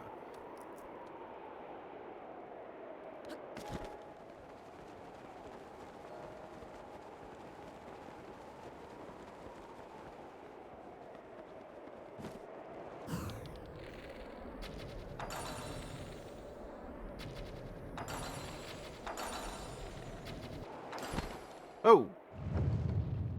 Bam.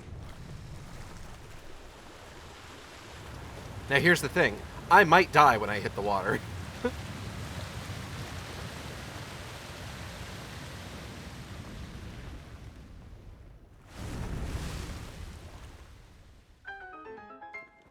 Oh, no. It gave me more stamina. That's cool. Oop. It'd be funnier if you hit the platform and then die. It would be. You're right. Good thing that didn't happen.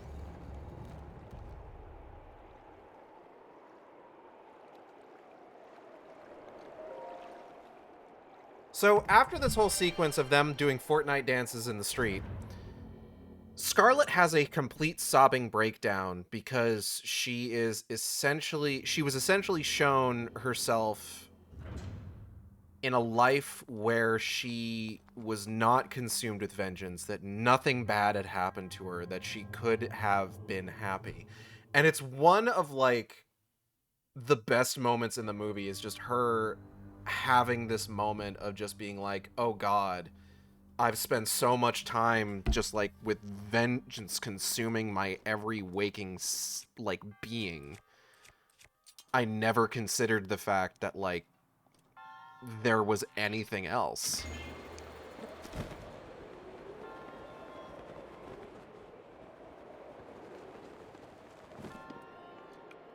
Oh, bitch. Okay.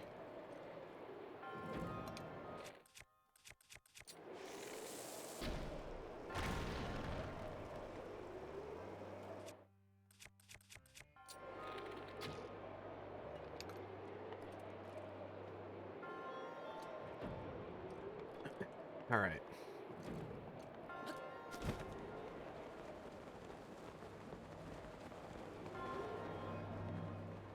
Okay, we got several platforms around here. Oh. God damn it.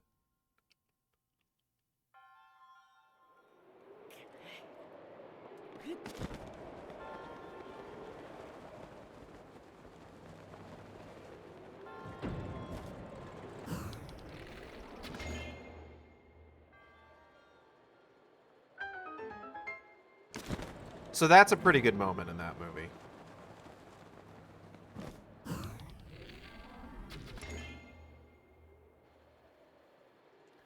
But I don't know. It's just like, it's this whole thing where it's like, look, I'm not trying to say that, no, let the vengeance-driven, like, hero who hasn't, like, properly taken the time to mourn her father who was murdered in a bid by her uncle to usurp the throne, have her vengeance narrative. Like, I'm okay with them being just like, ultimately, it's not worth it. You can reach that plot point without a modern day isekai. Correct. But also, it's just, again, this dude is just so nothing. Like, he's such a boring character.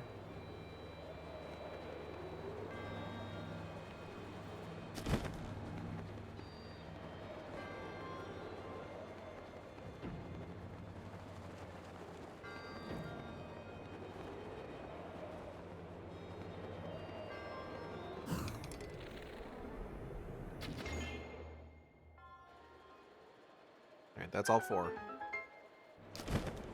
Oh, shit. Ow. Worth it.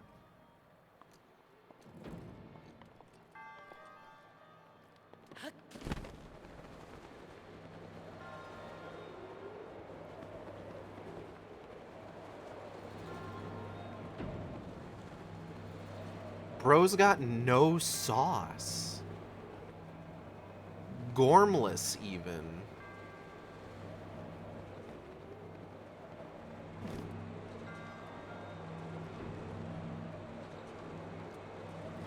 Ah, here we go.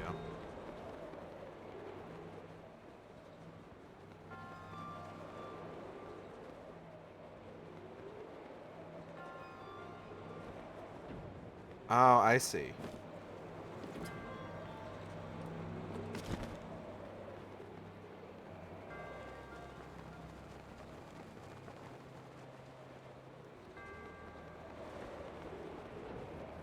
He lacks any and all Gorm.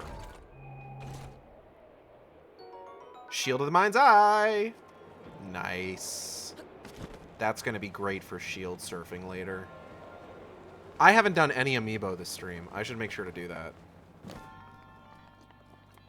Well, maybe once we're out of here.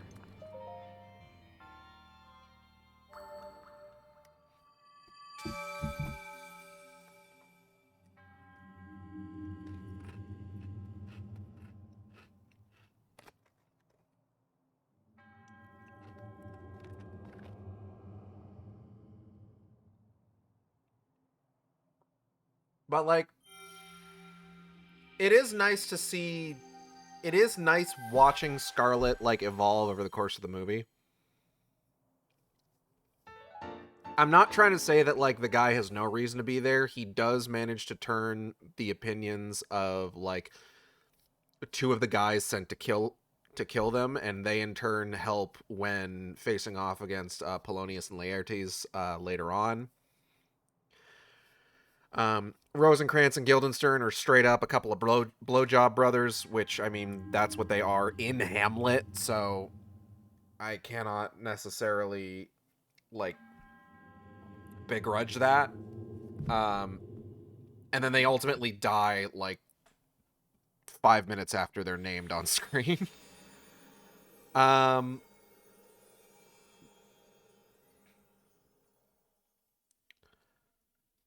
But then, like, you fast forward and, like, they have gotten... So the Infinite Land, so her conniving uncle is there, and he's trying to get into the Infinite Land. The Infinite Land is basically heaven. And the stairway to the Infinite Land is at the top of this mountain. They get to the top of the mountain, they find the stairway. It is this sort of, like, heavenly stairway made of fucking stardust or some shit. It's neat. And one thing that I should probably point out is, like, this entire time there has been, like, the sky in this area looks like the underside of, like, ocean waves, which is cool. And then there's this huge fuck off dragon flying around who is covered in, like, swords and arrows and all sorts of weaponry, whose purpose within the other world seems to punish those who prey on the defenseless by blasting the fuck out of them with lightning.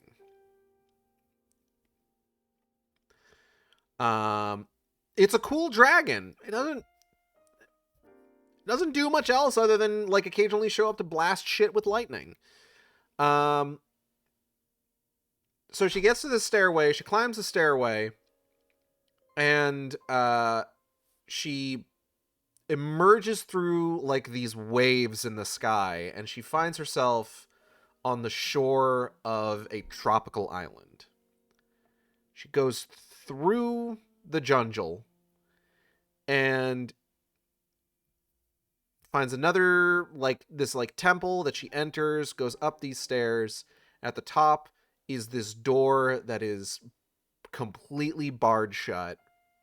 I'm talking massive, like, logs of wood, chains, the whole 9 yards. And her uncle's there. And her uncle is just like, oh, why? Why is the Infinite Land closed to me? I know all my sins. The blood on my hands is too much. I need to repent. And it's just like, okay. He's gotta repent, I guess. There's a really good bit in Hamlet where he has the opportunity to kill his uncle, who usurped his father from the throne, but his uncle is in the middle of praying. He ultimately decides not to kill his uncle, because if he kills his uncle while his uncle is praying, chances are he's going to be welcomed into heaven, and he doesn't want that.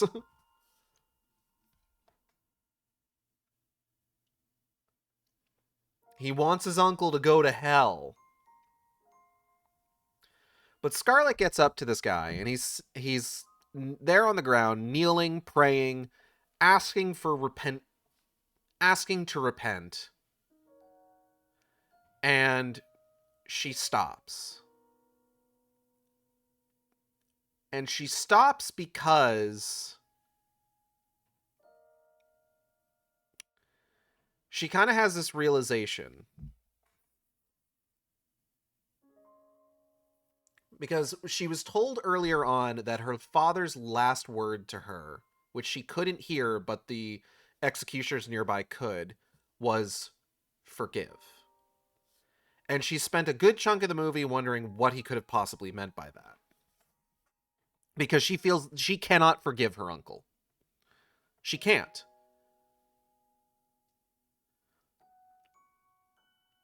So she's sitting here, she's watching her uncle, like, bowing his head in repentance, and she's just like, oh God, is he actually sorry? Is he actually seeking forgiveness? So she's basically like, if you want to repent, apologize to me for killing my father so that you could usurp the throne. And this motherfucker's like, no, and attacks her. And she is understandably like, you fucking hypocritical son of a bitch, and she starts attacking him right back. Which, like, good. Get his ass. Oh, damn.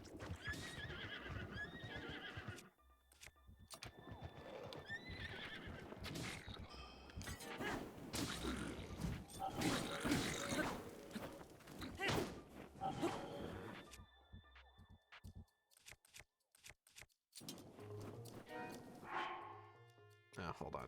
I'm too cold.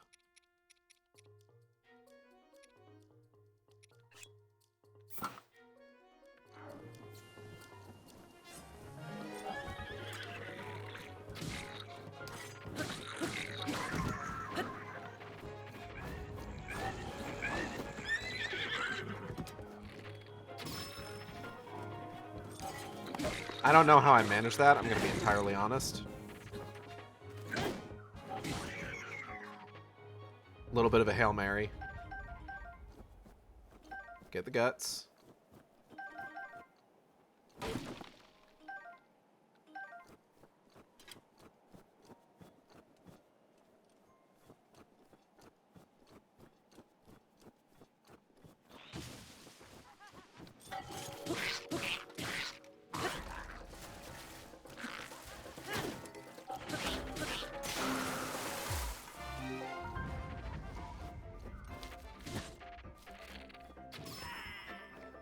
Itch. Give me that. Give me this. Oh, hold on. I gotta actually pull another weapon out now.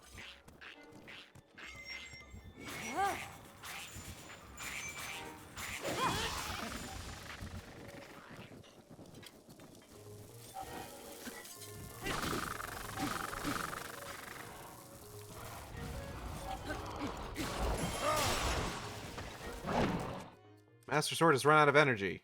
Cool. That's exactly what I wanted to happen. Ow, fuck.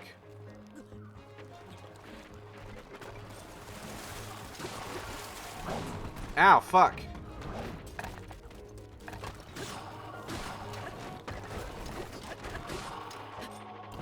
Ow, fuck.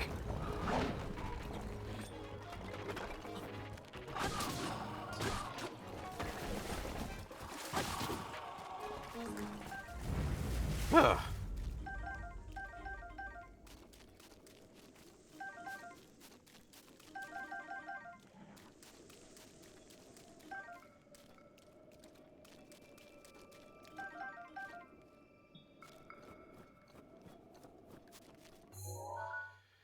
All right, so we need to go here, I think. Yeah.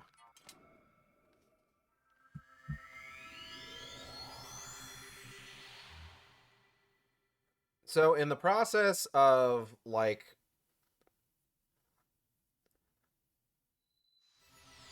fucking her uncle up, she comes to a realization about what her father must have meant.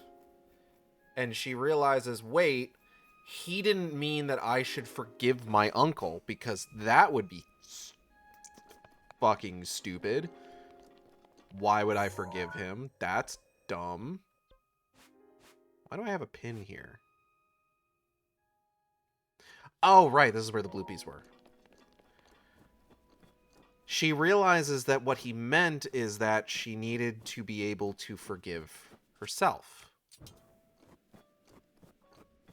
And she's like, oh, fuck, of course.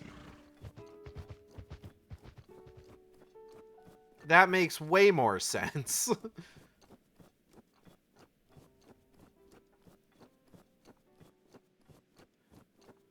Like, she needs to be able to forgive herself for the things that she wasn't able to... Oh, for God's sake.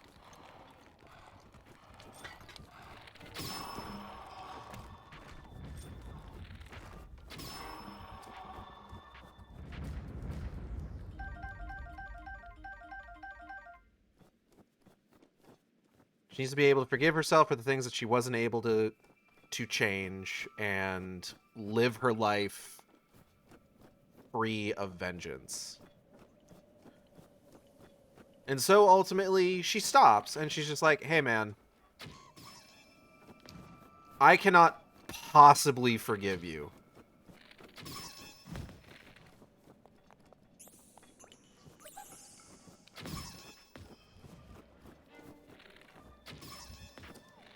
But I am done trying to take my vengeance on you, because it would be way better for me to just live my fucking life.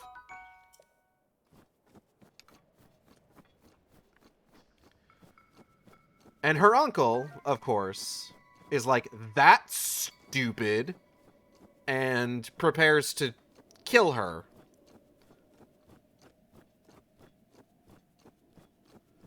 At which point, that big fuck-off dragon I mentioned, is just like, nah, man.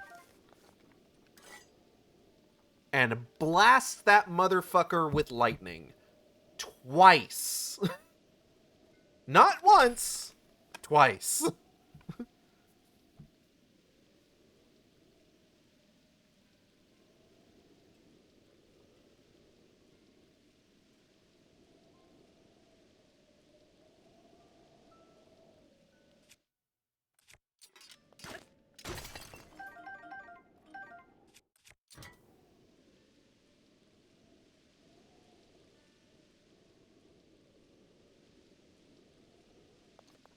I mean, you know, he deserves it. Fuck that guy.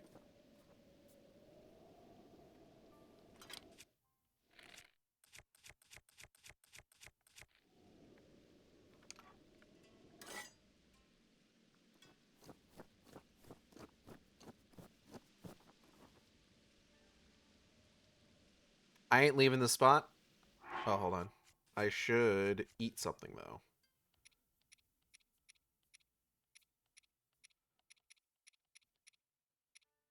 Yeah, let's save the big heals, I think.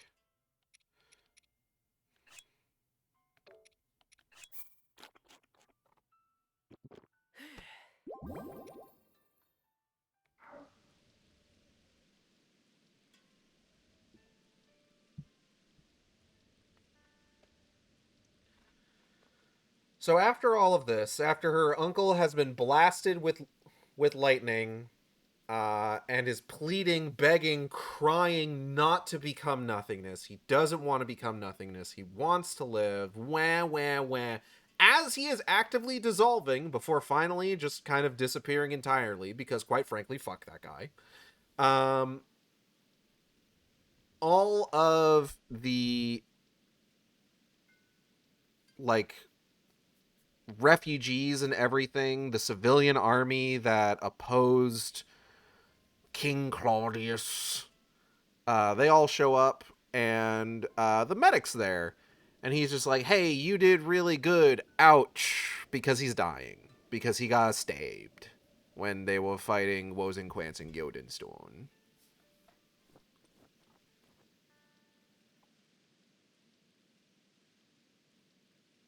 I still haven't done any amiibo.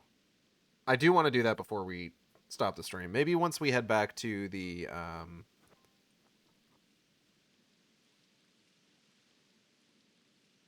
that other shrine. So motherfucker got stabbed when they were fighting Wozen Quantic Yodo Stone. And he is just like, hey, by the way, I remember, because the entire time he's been just like, I don't belong here. I didn't die. I don't remember dying. And he's just like, hey, so I got murdered by like a serial killer while I was trying to protect some kids. um, Yeah, because like I said, it's the other world where like the living and the dead reside from different eras, et cetera, et cetera. It's a whole thing. But it turns out that I didn't even realize I was back here. That's cool. Um,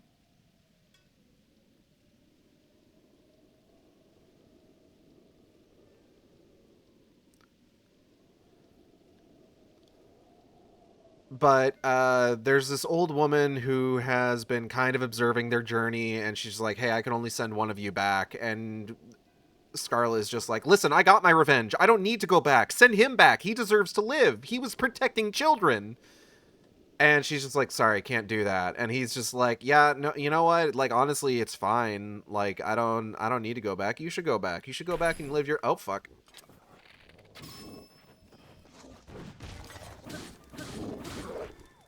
Beep.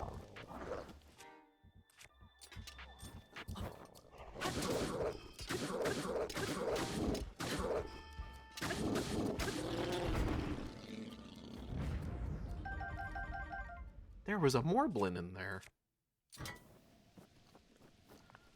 Alright, hold on. We gotta let this melt now.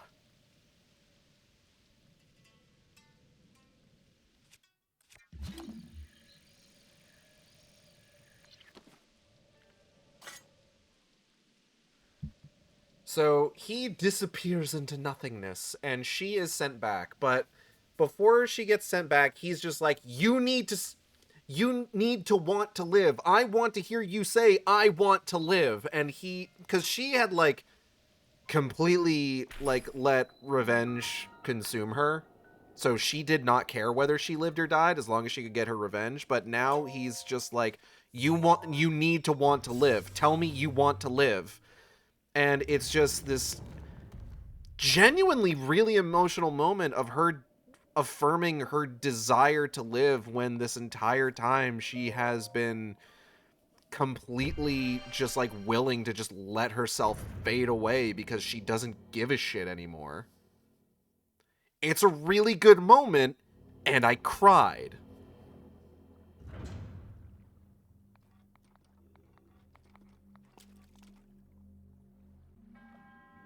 Ooh, a combat trial. Okay. Major test of strength. Okay, we're gonna need the big ones for this. What's the biggest one I have? It's the Boulder Breaker, I'm pretty sure.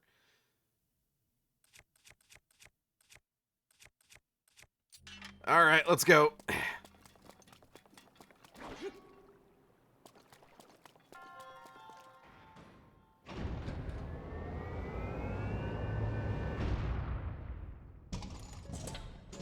Yeah, let's fucking go, man. You want a mess?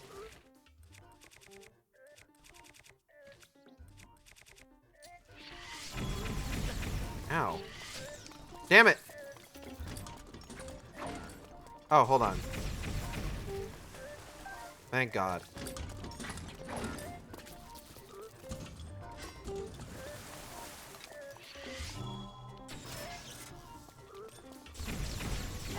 Ow. Ow. Okay.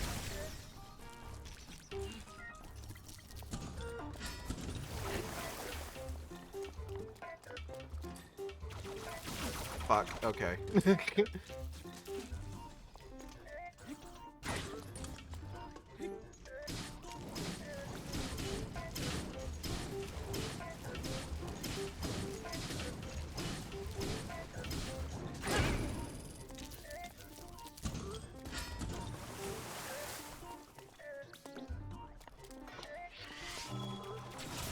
Fuck. Okay.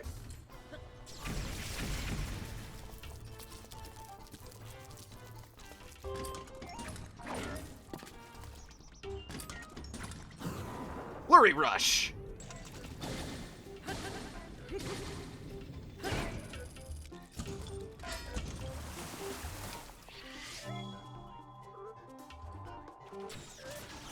Fuck. Okay. Brew to hell.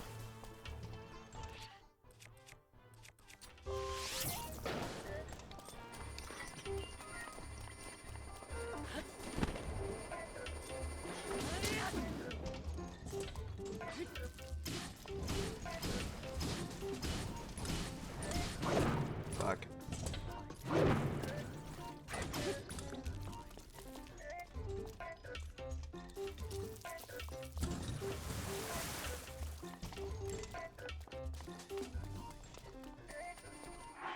Okay, hold on.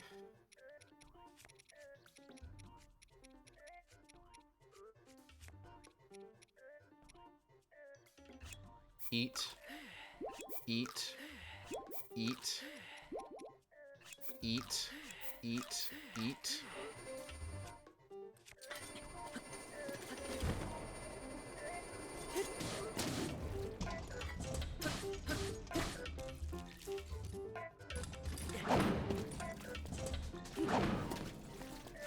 Fuck. Ow.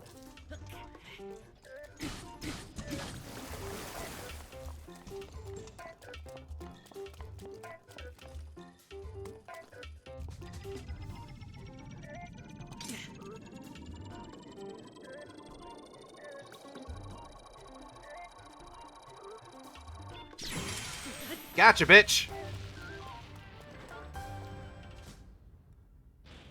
Explosive finish. Water on the floor. Wonder what you can do with that. Absolutely fucking nothing. Who gives a fuck? I'm the best at this game. I can't carry any more melee weapons. Alright, hold on. I can, let me clear some stuff out. Get this fucking thing out of here.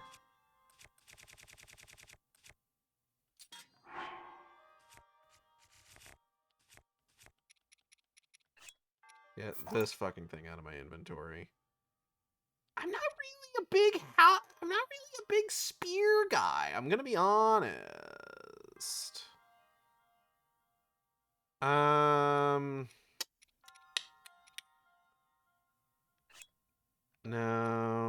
Yeah, no. Let's drop the Mighty Lionel Spear. I don't give a fuck.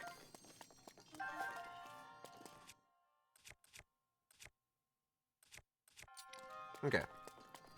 Comfort torch. Listen, it's good to have on hand, just in case.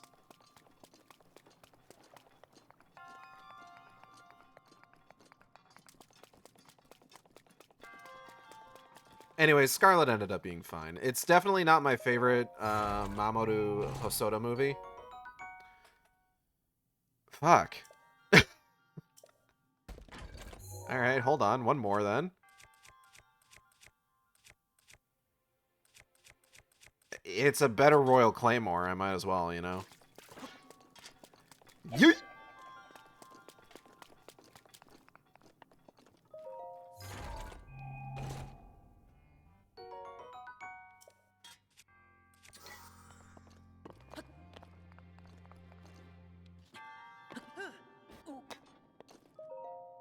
Alright, man. Gimme your ball.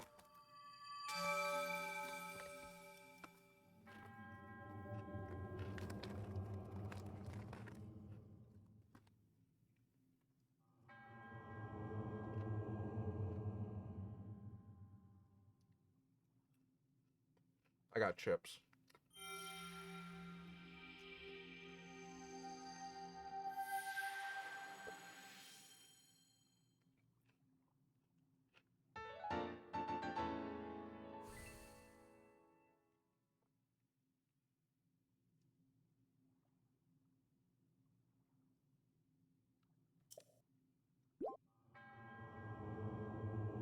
May the goddess smile upon you.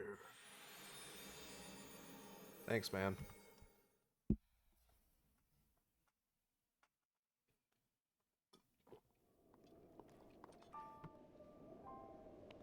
Wait, fuck. Man, come on.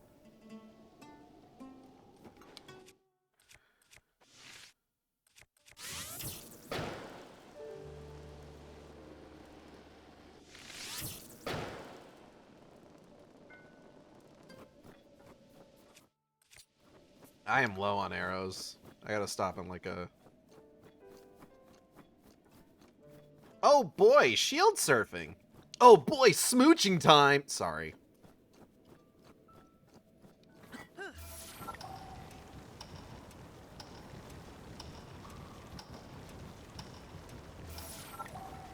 A moose?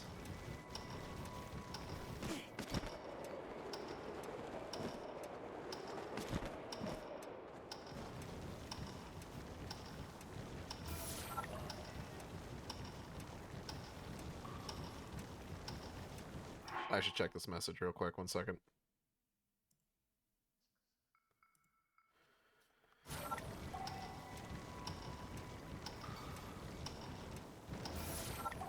Whew.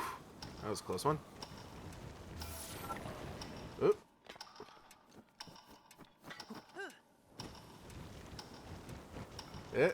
Okay.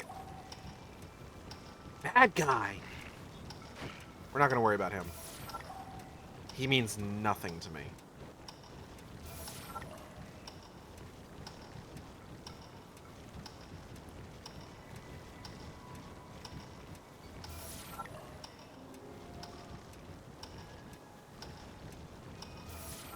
Excuse me.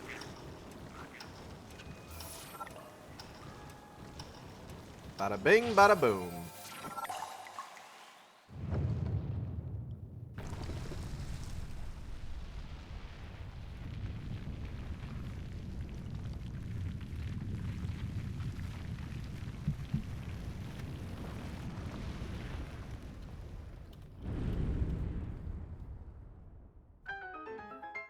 Baby dibby dibby dibby. Where is it? Oh, it's over here. Okay, we can get rid of that. Kiatoza Shrine.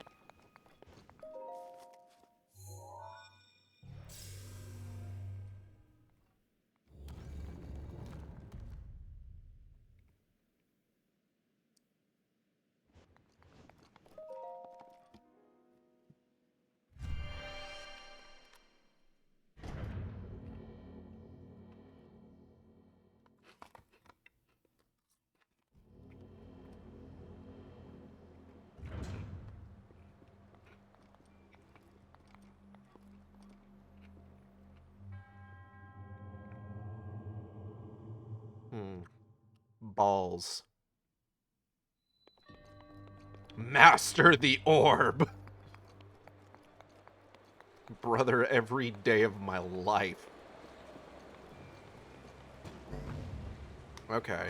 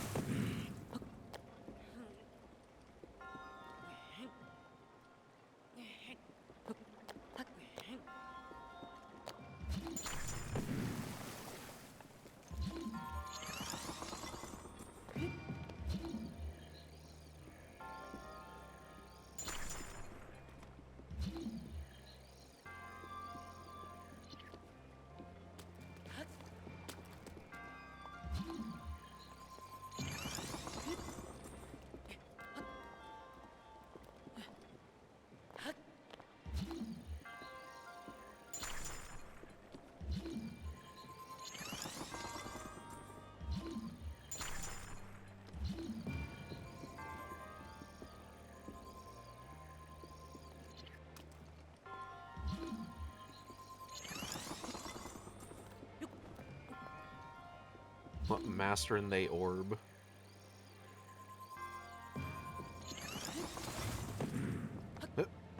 Okay, here we go.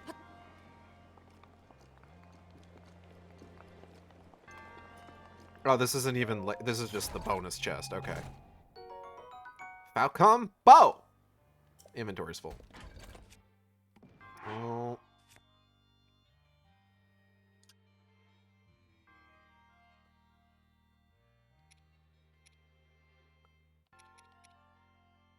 Duplex bow.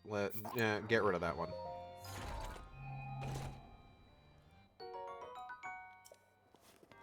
Alright. And let's see what we're working with here. Oh, fuck! The orb! I have not yet mastered it! Whoa, shit. Okay.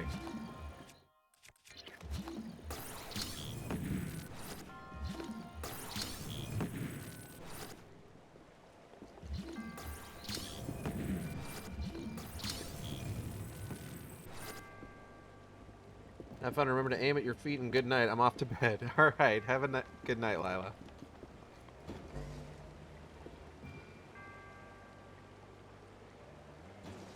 Oh, shit. Fuck. Damn it. Piss.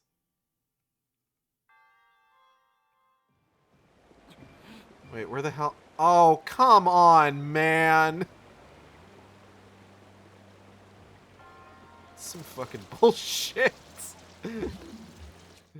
Oh my god.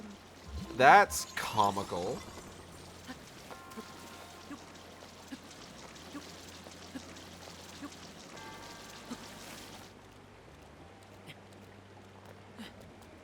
Okay. Now then. Let's give that another shot. Alright, so that's all still in place.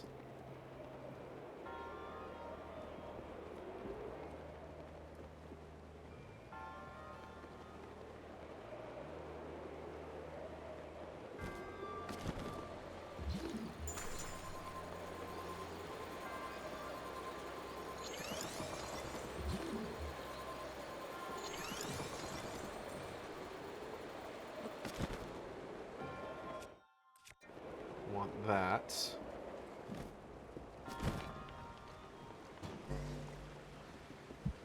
Okay.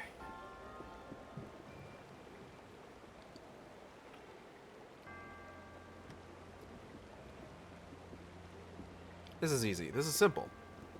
This is not even difficult.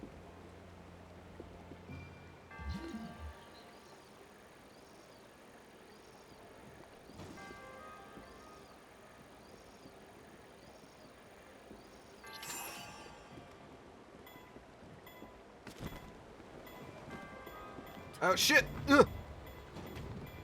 Nailed it. I'm so fucking good at this. Now, of course, the real challenge is going to be what's going to come next.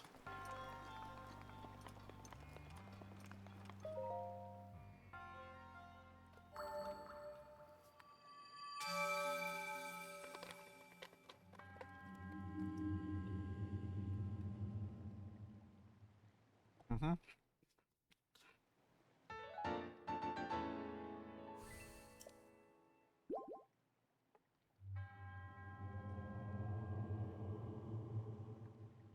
Yep.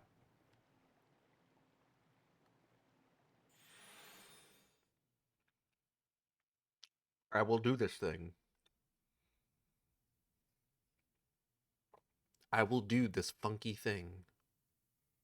For you. Hello. One second. Hey, just a fucking minute here.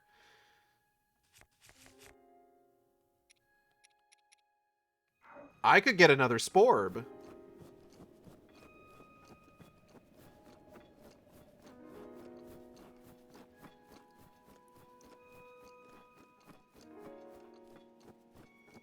I would like another Sporb. Another Sporb would get me another upgrade.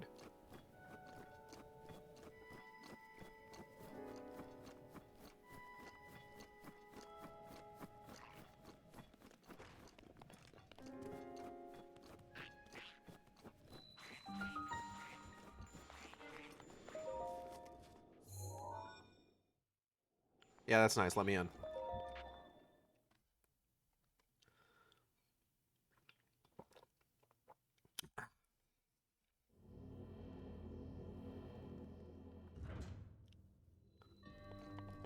Power of Reach. Yeah, man, I love Halo.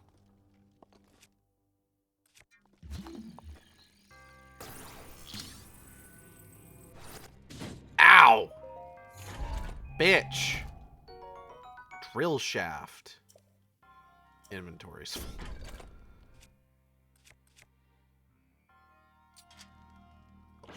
Eh.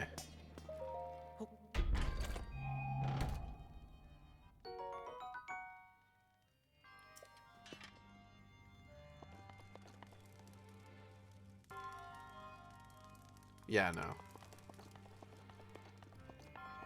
Yeah, well, whatever. Okay. The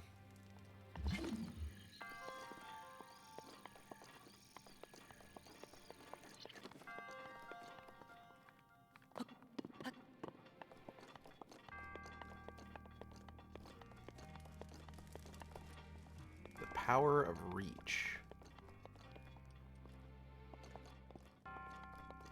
Oh. See? Told you it would come in handy. Oh, fuck.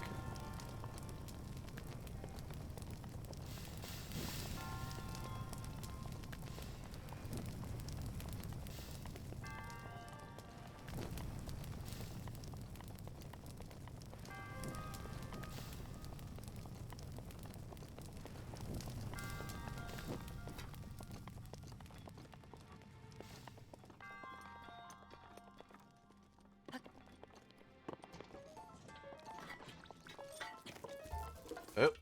1 second. Flurry rush! Anyway.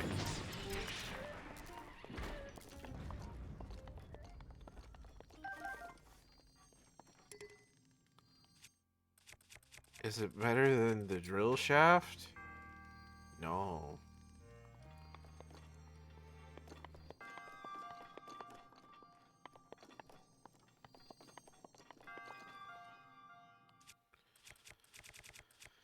Okay.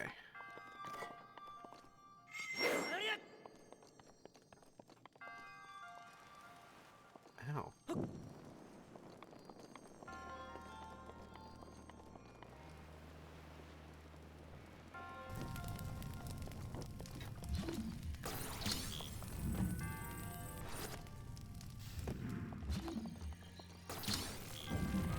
I'm assuming I gotta bring this with me.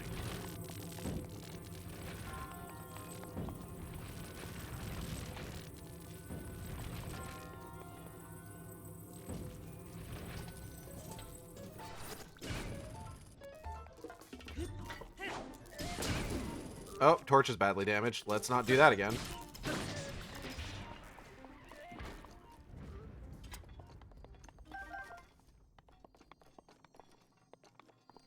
Another spear.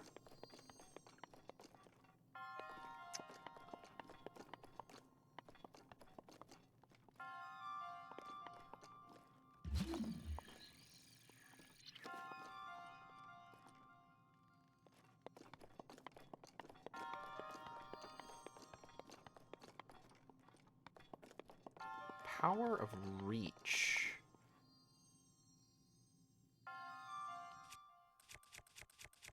Wait a minute.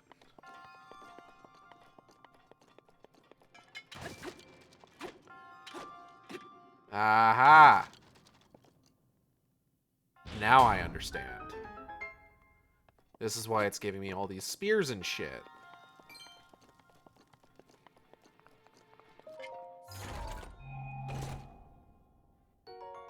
Smolky.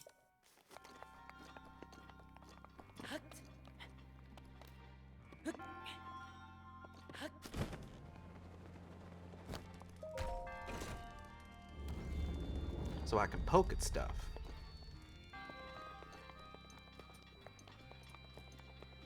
Hello, give me Sporb.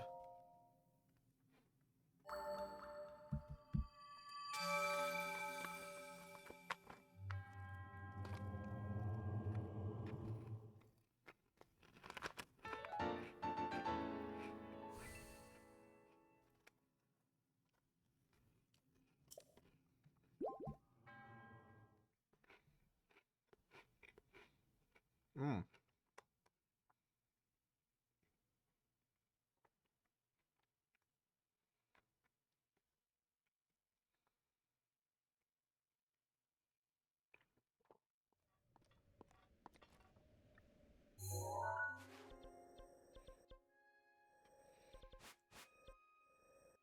Okay.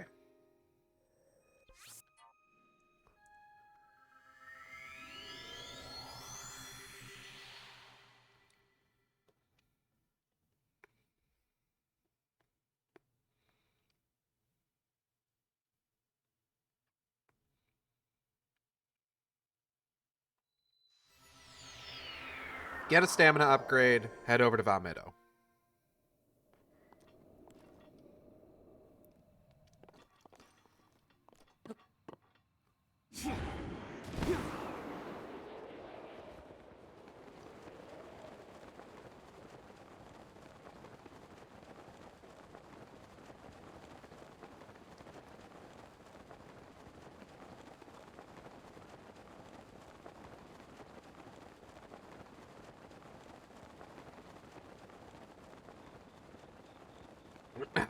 Excuse me.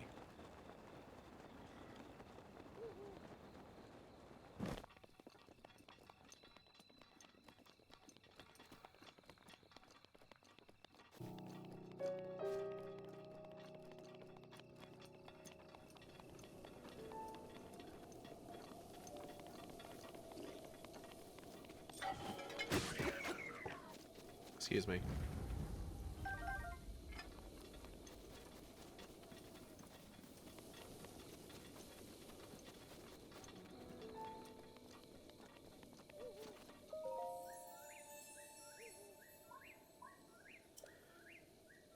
Stamina vessel. Yes.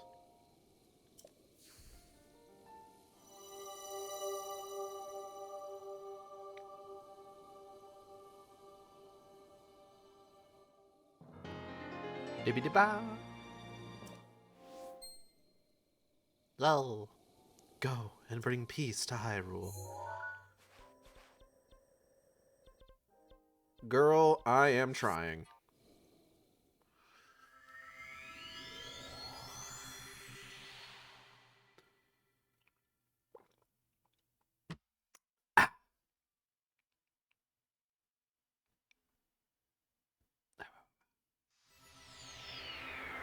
So here we are at the big board.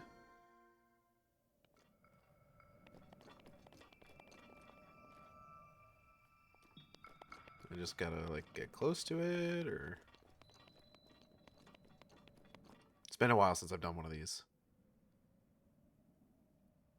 Hey, Revali. How's it hanging? To one who purchases a divine beast, in the name of the goddess Hylia, I offer this trial.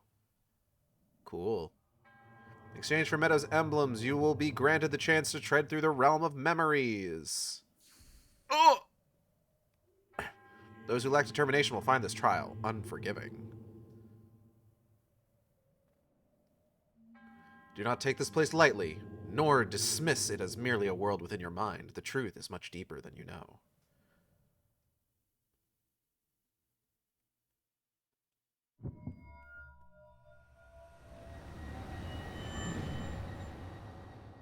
I'm wearing that bird's face.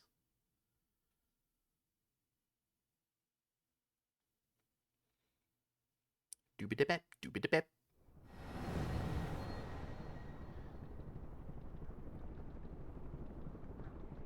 Okay.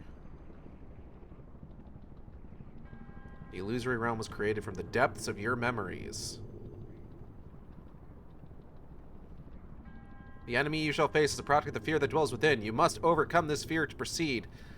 What do I have on me, though? The battle is a trial of the soul. You must emerge victorious using only the tools provided. Uh-oh.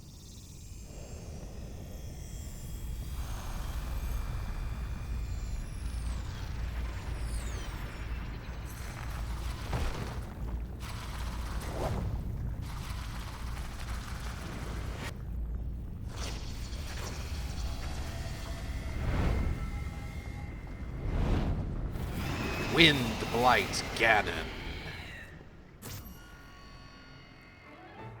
Okay. Feathered Edge. I got a shitload of... I got 3 bows and a shitload of arrows.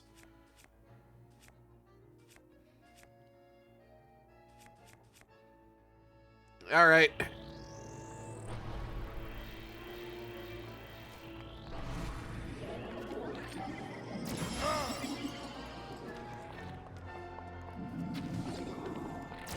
Ow, fuck.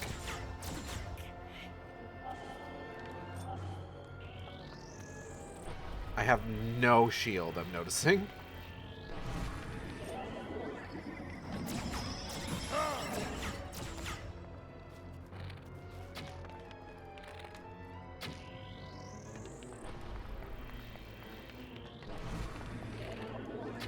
Less than ideal.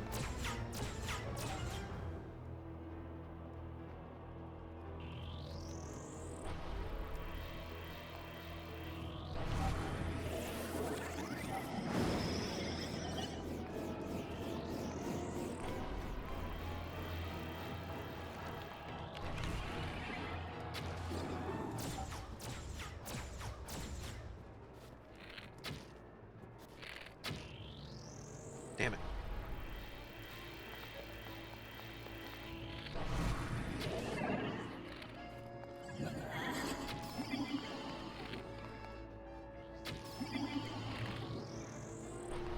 Okay.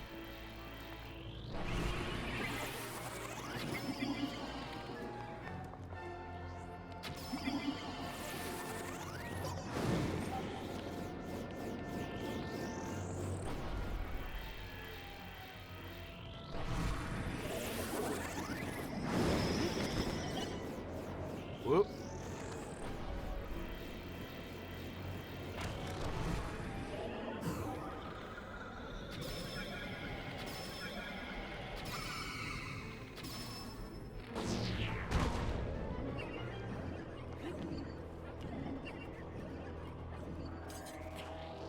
Damn.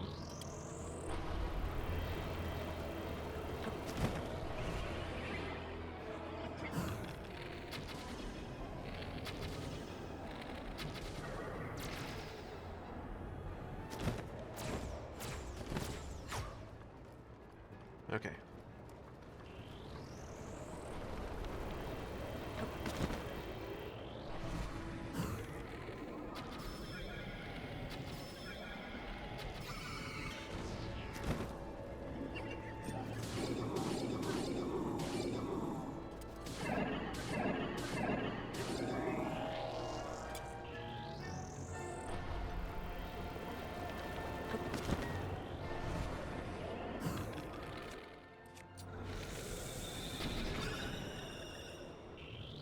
Okay. Woo. I think we're doing pretty good.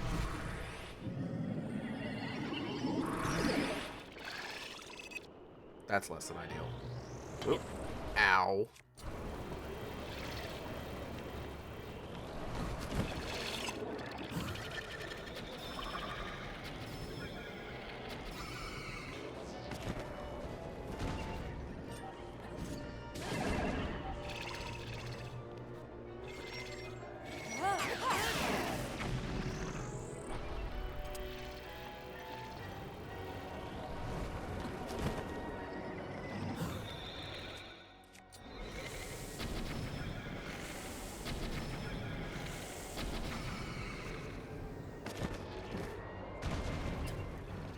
Oh.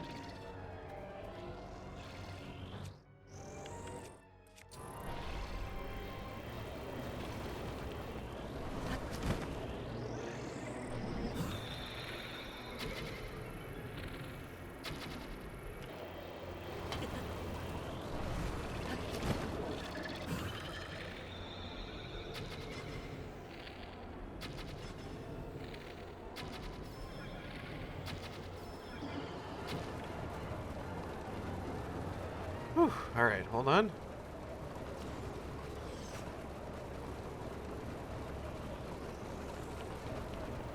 Bro, what are you doing all the way over there? This one's actually proving to be kind of easy. I'm gonna be honest.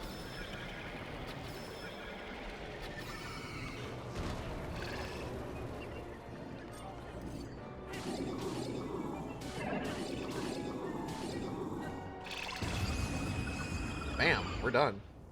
Don't you have a sword? I do. What do you think I was running over there to hit him with?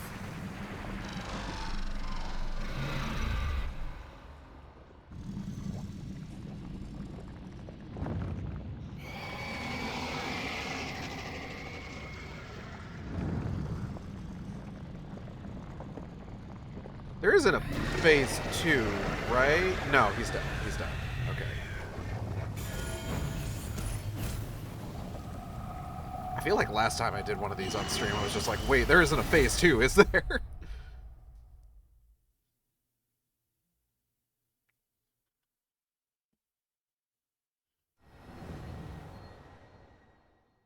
Oh. Daddy Cass! Oh. Well, well. Though our aims are different, our feet took us to the same destination. I speak figuratively, of course. I travel by wing rather than by foot. Wandering around here and listening to anecdotes about Champion Revali has truly invigorated me. In fact, it has inspired me to honor him in my own way, separate from my teacher's unfinished song. That is why I felt inclined to roost here, near the divine beast of our meadow, which Revali himself mastered. Did you visit your wife, man? I've written a song to try and capture the essence of Champion Revali.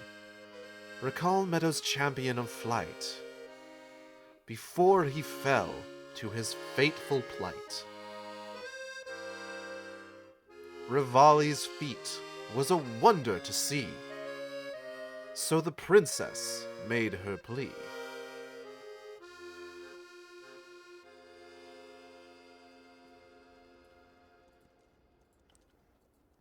Revali's feet? No time to visit wife, he's got a fur conduit.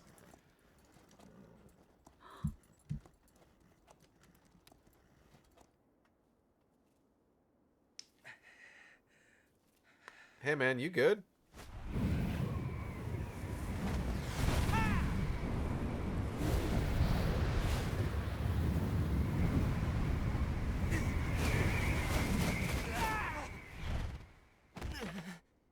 Ah.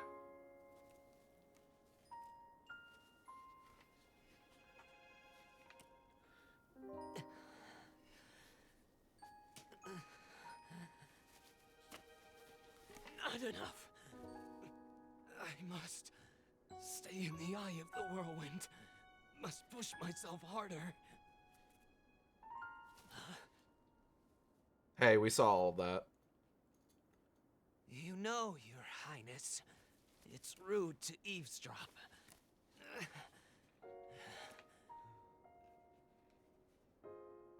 My apologies. I went to the village and I was told I could find you here.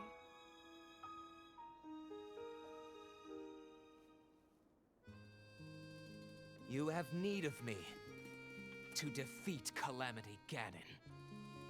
To slay the beast once and for all. It will be my great pleasure. Thank you, Revali. If we work together, I'm certain we'll be able to defeat... However,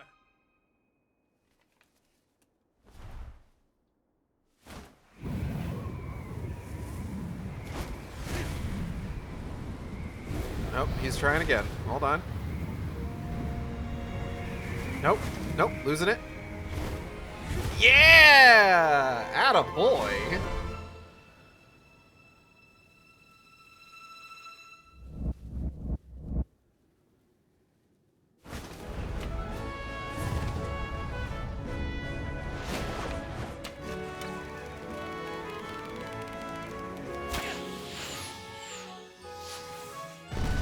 Literally all it took was girls are watching.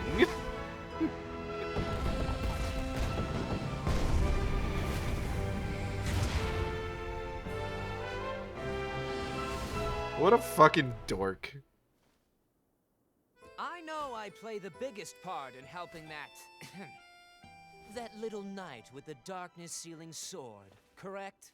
God, it's almost well, if Bubsy. he loses his confidence after seeing me in action, don't come crying to me. Hello, Birdman. Yeah, that's Revali. Revali's great. He's a fucking dick.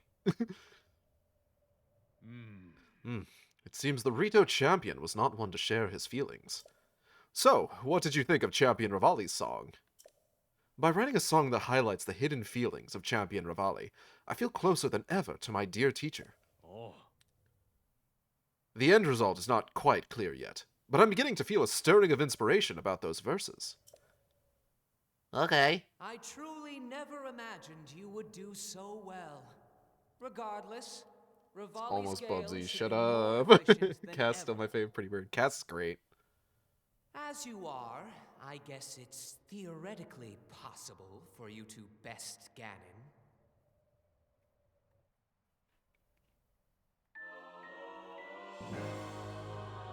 Champion Revali's Divine Gift creates an upward draft that carries you into the sky. Activated by turning around. It now requires less time to recharge. That's great. It's almost Bubsy, but it's also Kinger without the mustard. EX Champion Revali's song complete.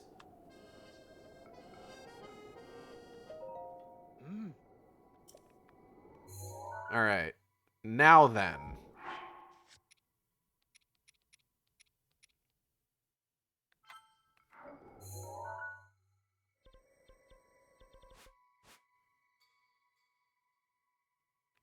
Okay. Before I go there. So we're going to go ahead, head to the next area. And while we do, we're going to go ahead. I'm going to just kind of like wrap up the stream here. I want to thank everybody for coming by. I hope you all had a good time. I know I did. If you enjoyed the stream, you could subscribe here on Twitch. We have special emotes for subscribers. You can also follow me on Blue Sky and Tumblr at AcidXShark. That's AcidXShark, where I post all the streams as they happen. Or you can follow me on YouTube at AcidXShark, where I post all the streams after they happen. Art for the stream was done by my good friend and friend of the stream, Audrey, of Team Catpull, who you can find on a Blue Sky at Audio Earth. That's AudioERF.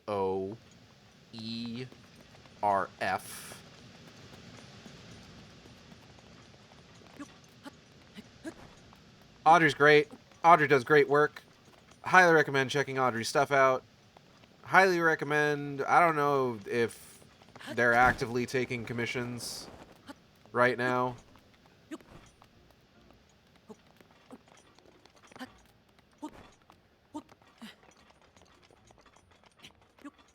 They're trying to get back into art. Trying to get their feet under them, as it were, art-wise. And apparently what that involves is drawing Marth from Fire Emblem in booty shorts. As is so often the case with these things.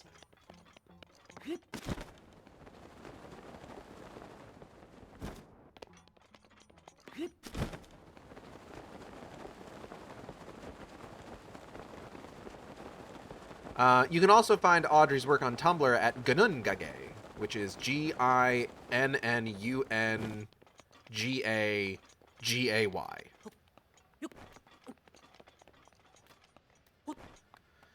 VTuber was done by Teva, who you can find on Blue Sky at Teva Meow. That's TEVAMEOW, with rigging by V747, who you can find on Patreon. Daddy Cass! Upcoming streams, we got Resident Evil 5 tomorrow. Metal Gear Solid on Saturday. I applaud your courage in coming here. Thank you. The locations that will be revealed to you are of trials that will enhance the powers sleeping within and give you a sick-ass motorcycle. Do not let your guard down. Okay.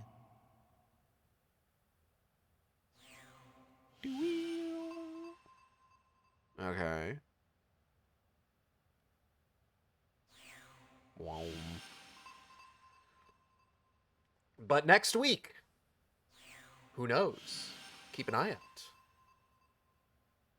I keep doing this because, like, there is something that I'm waiting on to do something potentially very different.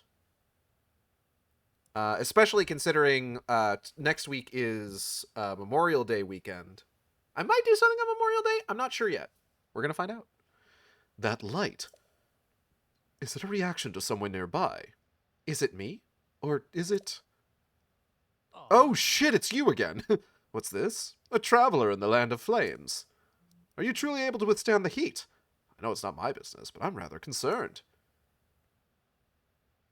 It must be that you applied an ample amount of fireproof elixir, just as I did. Is that so? Nope. How about that? You must have a natural ability to withstand intense heat, just like the Gorons. Bro, it's me. As for me, if I don't use fireproof elixir, I go from a bard to a baked bird. Well, never mind my musings. Look, I'm sure you already know, but it's one of the monuments mentioned in my teacher's unfinished song. I wonder if my teacher ever contemplated this very song at this very spot. The song my teacher left behind. There's a verse about the trials that champion Daruk overcame. Allow me to sing it for you. Daruk. Crawling flame on a mighty peak. Rudania's champion, never weak. The hero's power shall grow. Seek trials, monuments show. 1. Stop a titan of molten stone. 2. Follow rings of light alone. 3. Survive lava's fiery fate. Champion, trials await.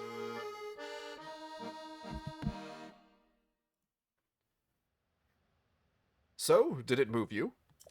By understanding the true natures of the champions, I'm closer than ever to completing those key verses. I can imagine it vividly, the champion's vigilance from 100 years ago. My teacher always advised that to write good songs, one must travel the world and meet lots of people. That is why I spend my days afoot, talking to anyone who will listen. I was lucky enough to meet with Yunobo and Bludo in Goron City, both of whom knew much about the Goron champion. They regaled me with some rather interesting stories. I'm certain the stories they shared will help greatly in my efforts to accurately write the song's key verses. EX Champion Dawook Song. We will take a look at this next time we convene for Breath of the Wild. Let me go ahead and set up the raid, and we will get on out of here. Who are we raiding?